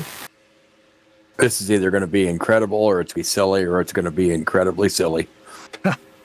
Yeah. We've seen some crazy ones come down to the last lap or two like this. Rodney Sullen's back there. Then you've got Randy Waugh, and then I think it's Tom Babard and Tom. I get it right? Terry. I gotta get it. I'll get it right eventually. Terry Bombard back there, and Trevor. Yeah, whatever.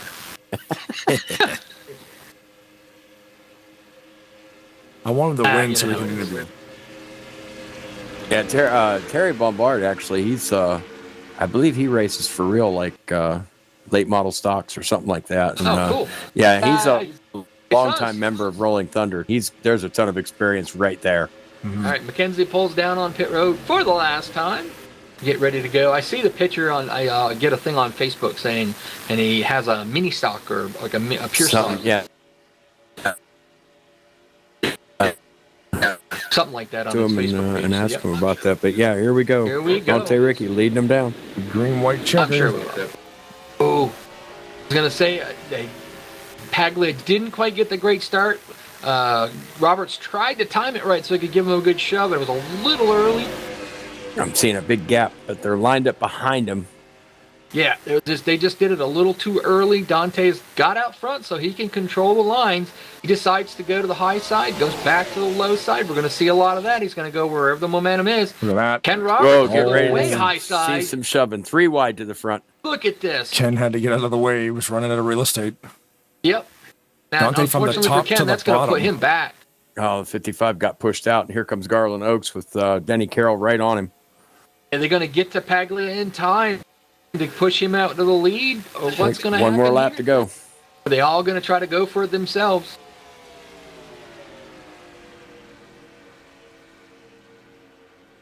Paglia lead that time. They're going to stretch out 3 wide here any moment. This is getting exciting. I tell you, Ken Roberts still in it. He's still back there. He's just got to get some moves made now. He's hooked up Garland with goes to the Rodney. high side. Oh, no. Aguilera spins right across the bumpers of the front row, but there's Oh, no, man. 28 up and over. Across the nose. They're still racing back to the bottom. 930. 38 out of shape. Whoa. Bottom groove. Man, the 38 was out of shape right there. Yes, he was. Is Breedlove going to get to the back of Denny Carroll in time to push him to the win? Look at that. Middle line. Whoa, no. 38 out of shape again. Wow. Saves it. Denny Carroll, that's Denny a line. Carroll. Garland Oaks, where did he come from? Robert Breedlove finishes 3rd. What a finish. Wow. Garland White Oaks, checkered. where did he come from? He was a lap down for quite a while. That was Finally got the lap outstanding. back. Able to come out and finish in 2nd position. Man, what a finish. Wow. Unreal. Shoot.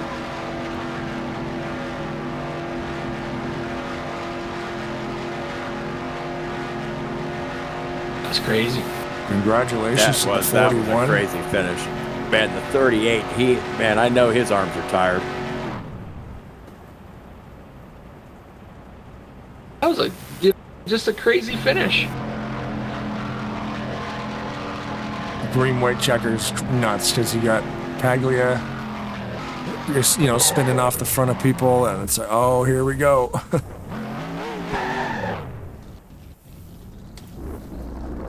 Well, the good thing, Garland Oaks, he joined on the that Sunday night deal and was racing, finished second in points last season, and he actually got a chance to do a lot of interviews that he never really had the chance to do. And now look at him, he's over here on the Saturday night, second race of the season. He's in the top 3. He's gonna get himself a interview again.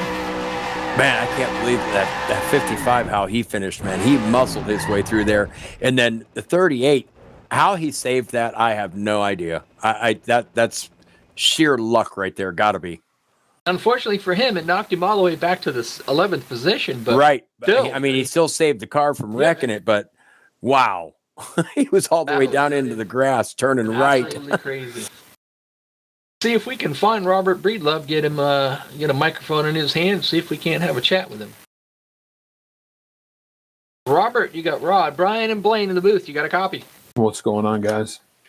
I ran up front most of the night. You led the laps early there for a little bit, and then you kind of got in a position where you were pushing people more than anything else. Last end of that thing, you come out, and geez, you finished third. Am I missing anything? No, you had a pretty decent doing night. pretty good. Last week I finished third, but got penalized, so I didn't get the third place, but I should be pretty clean tonight. You were there most of the night. I mean, like I said, I don't remember exactly how many laps you had. I think you had like 7 laps led off in the early part of it. And then pit stops and, whatever happened, you got, like I said, got shuffled away a little bit. But there again, you always run strong at these Superspeedway tracks.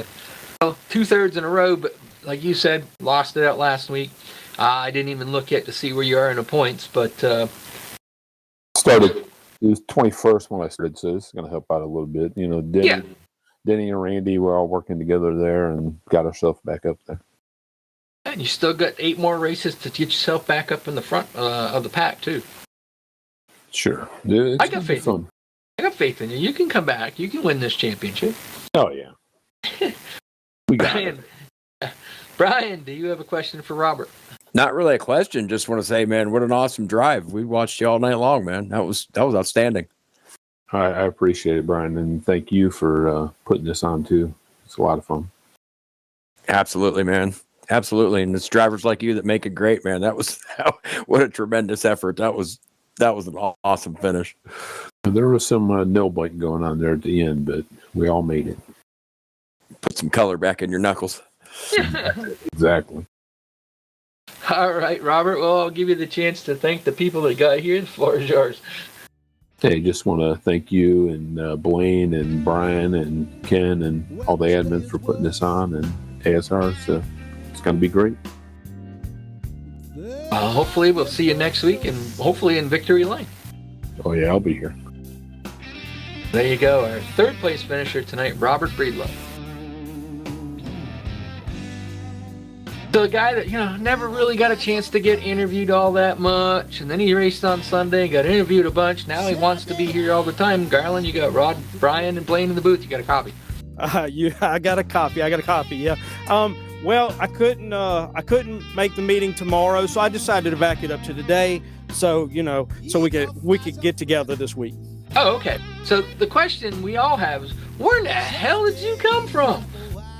You were laps down early in the race. You finally got a caution. You get on the lead lap. I didn't know if you were damaged or whatnot. And we get down to one of them a little later in the run cautions. And, you're like 6th. And I'm like, all right, Garland, if he ain't damaged, he's got... And here you are, 2nd place. Well, what happened was I was with the lead pack. And when I come out to pits, they were just a second in front of me. So... what I did was I ran around enough laps so that when I pitted, I would have enough gas to make it all the way to the end. And just in case that something was to happen. And luckily something happened. I was able to go into the pits, get me 4 tires, come around the field, get it back on the lead lap. And so I had 4 brand new rubbers up under it, plenty of gas to get to the end. The car was in perfect shape. The I mean, and I guess where I hadn't run the engine too hard, it had plenty of power still left in it. And we come out, we was like 14th, and then we come up through there and they had that next wreck. And then I ended up being in 6th.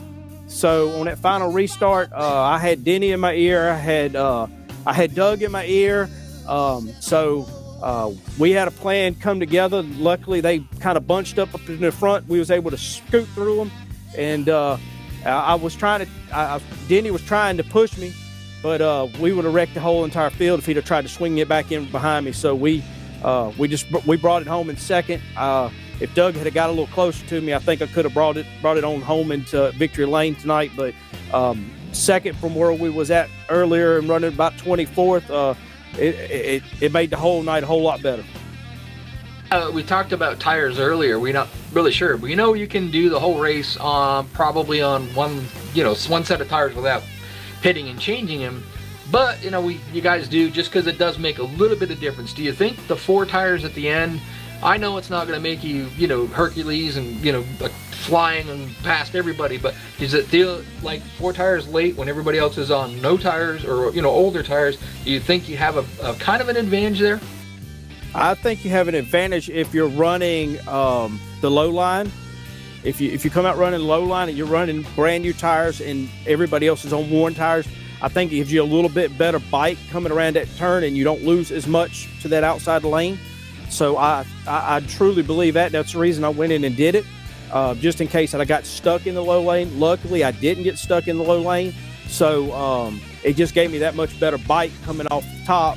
And of course, we scooted on through. I made a joke to Dante. He was saying on that final restart that his cup of Dr. Pepper was empty. And I told him, I said, I'll fill it up on your way by. And so I had to fill him up in turn 3, and unfortunately it cost me the race. But I think his cup's full tonight, and we're here in the podium. So, well, there you go. So the thing too is that you were 30th in points from coming out of the last week. So being this early in the season, a 2nd place finish, that should move you up quite a bit into the points and give you a chance to fight for that championship.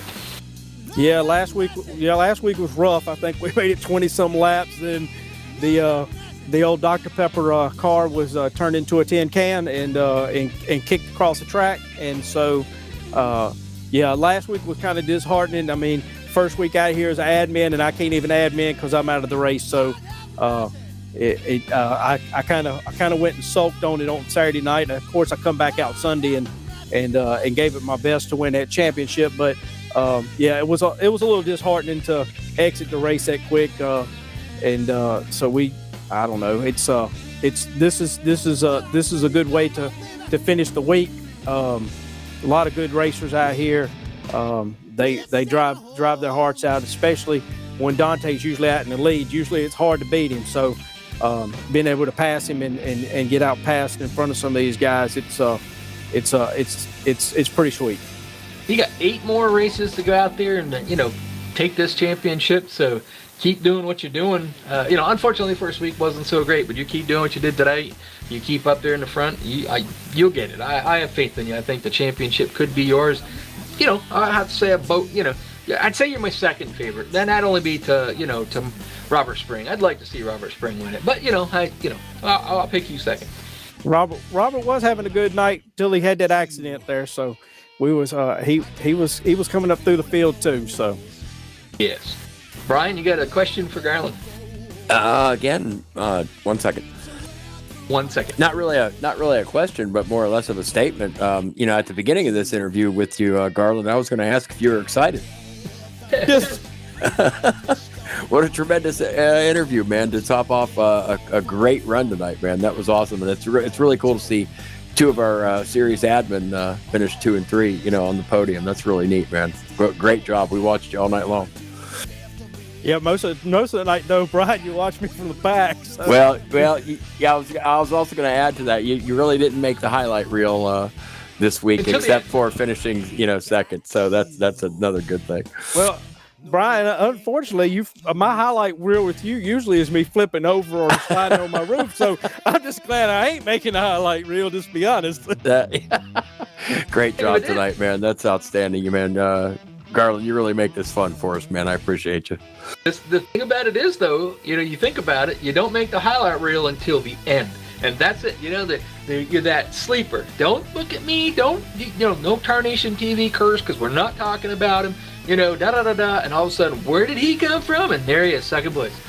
That's the way you're supposed to do it. That way nobody knows you're there until it's too late for them to do anything to stop you. There you go.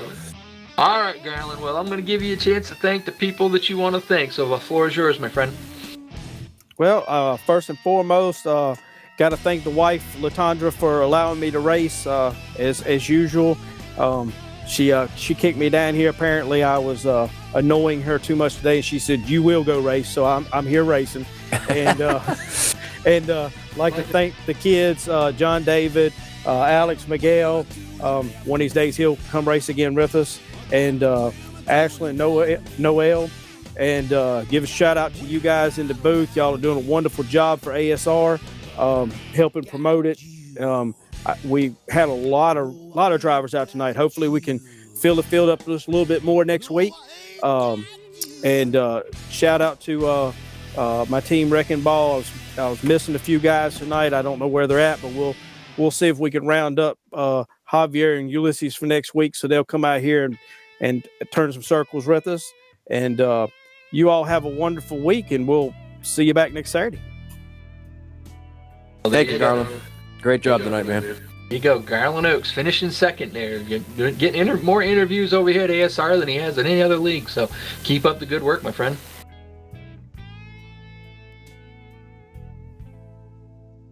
All right, so that sneaky little Superspeedway driver manages to sneak himself up into another win. You got Rod, Blaine, and Brian in the booth. Denny, we got a copy. Oh, yeah. Wow. Oh, yeah. You just kind of hung around up front there, pushing. You got a little few laps led in there and got down near the end of it. You got the right people behind you, and you managed to sneak that one out.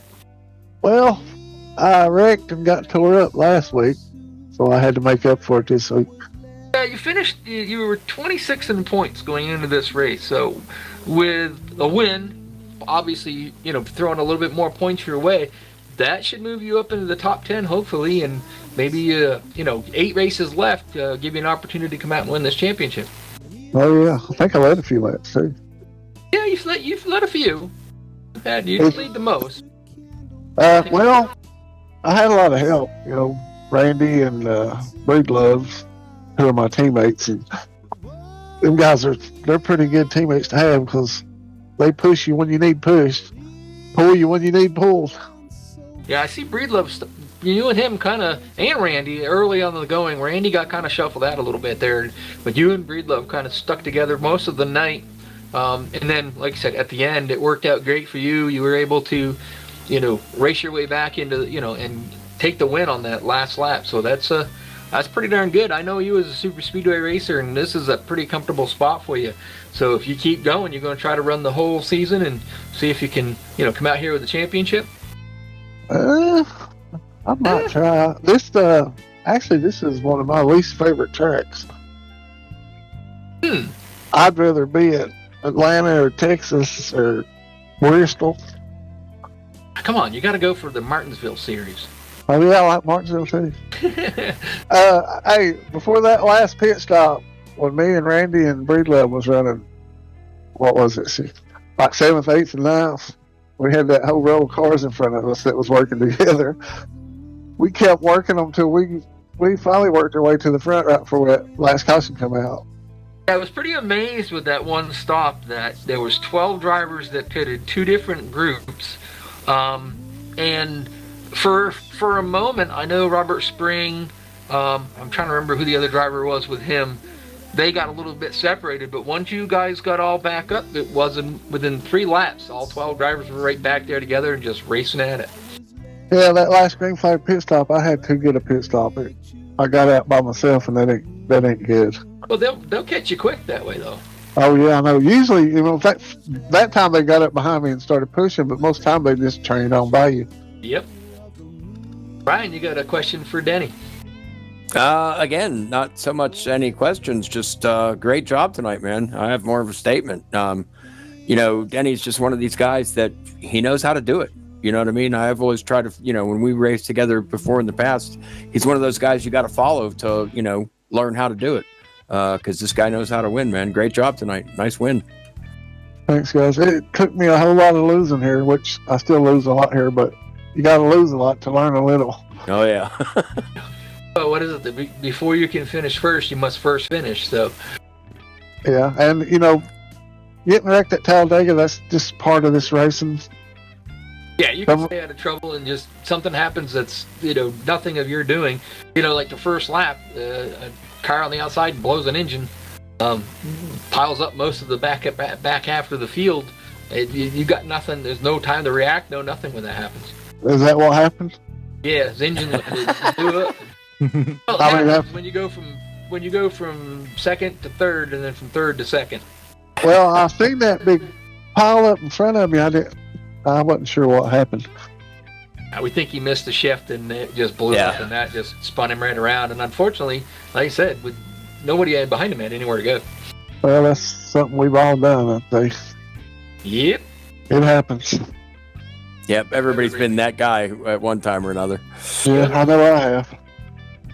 All right, Denny. Well, I'm going to give you the chance to thank. Give you a chance to thank the people you want to thank. So, floor is yours. I'd like to thank Bryant Motorsports for putting these races on, and Rodney for my car. I love my car. It is awesome. I think Rodney put some extra wax on it or something. Thank my family and, all my friends that I race with. I enjoy racing and talking with all you guys on here. If we ever lost it, I don't know what I'd do. It's like a whole nother family I got on NASCAR. I like talking and racing with each and every one of you guys, and I appreciate y'all. Just thanks for allowing me to race with you. If we are all family, like, am I cousin or nephew? What am I? You're like a third cousin. Yeah, you're like the rich uncle, right? Different uncle, yeah, different country cousin guy. Yeah. Yeah. I want him to be the rich uncle. We all dated that girl in high school, didn't we? You wouldn't know her. She's from Canada. Yeah. Oh, I know her. She's got around. I know her. Oh, God. Thanks, guys. All right. Good. Congratulations. Thanks, great job Good tonight, job, man. buddy. All right. See you, fellas. We'll see you next week. Well, there you go. Mm-hmm. Outstanding race tonight, fellas. Man, that was fun. Timing was better this week, so we're just going to get better together. That's for sure. Absolutely, man. That was great. And once again, from my point of view, I got to thank the sponsors once again: Bryant Motorsports, Auto Stales, and Dave Chin and that whole group. Everybody that pitches in, you guys have been just great at these, and it's just getting better and better and better. And man, tonight's race was exciting. I loved it. I got to apologize to Bombard. I'll get it right. That's it, man. Every week there's new people, so yeah. Especially some of them you can't see the full name. Sometimes it's a T, sometimes it's a full name. Getting used to it, getting used to the names and stuff. Yeah, I'm gonna let you guys close this up. I got to jump up here and get in on this review. It looks like they got an uneven number, so we're good. But I'm gonna let you guys button it up again. Thanks for having me up here, man, and I'll see you next Saturday. Awesome. Thanks, Brian. Thanks for coming up. Yeah, I know we had a close call with a couple server glitches leading up to this race, but we got it in, man, and we were almost ready to postpone. But man, I'm so glad we raced tonight, man. That was it was so much fun. That's a great last minute. What was it? Last minute service ticket was submitted by Chin, and they got the servers working. Yeah. No pressure. It was great. Yeah, and again, our lead admin, owner, Dave Chin, comes through in the clutch right there. So that was awesome. Yes, it is. All right, I'll see you guys next week. Thanks for having me. Thanks, yes, Brian. sir. The old Brian Wolf, the 29, not on the track today. Definitely up in the booth. Yeah, he was talking to me because he calls me all the time. He was talking that he's going to be up in the booth with us this time around, and then he is talking about possibly season 2. Jumping back behind the wheel and getting out there racing. Either way, enjoy racing, watch him race, or have him up there in the booth with us. It fits right in there like a glove. Yeah, we had a A lot of action on the YouTube feed this evening, like 140 hits I'm showing on the graph. So wow. Thanks to all the people who watched live, and for anybody who's watching on the replay. Thanks from Kenzie Weston for driving the pace car tonight. Yep. Yeah, every week we just kind of came up with that last week. We're going to have a different driver for some reason or whatever driving the pace car, you know? Yep. Yeah, it'll be a lot of fun. But yeah, I think whatever's needed to be said tonight has been said. So yep. Yeah, any final words, Sir Weston? That's great. Look, I love broadcasting for these guys. It's a lot of fun, a lot of good group. And, you know, if you think about it, the way that last week's finished, the way they were, this week's finish, you know, unfortunately we did have some incidents there. The first where, you know, motor blew up on the very first lap, took out quite a few of the competitors. But, you know, we got different people that won tonight, so the point shake-up ought to be pretty good after they get done with the reviews. So can't wait to see next week who's going to be the points leader, who's what, where, and how, and get ready to call another good race. Yeah, every week is completely different. Always, you never know what you're going to get. So not a Superspeedways, no. Yep. Tune in next Saturday right here, the premier Talladega Superspeedway series here at All-Star Racing. And yeah, we'll see you next week, everybody. If the women do not find you handsome, they shut the mics off. If the women don't find you handsome, they should at least find you handy. Keep your stick on the ice.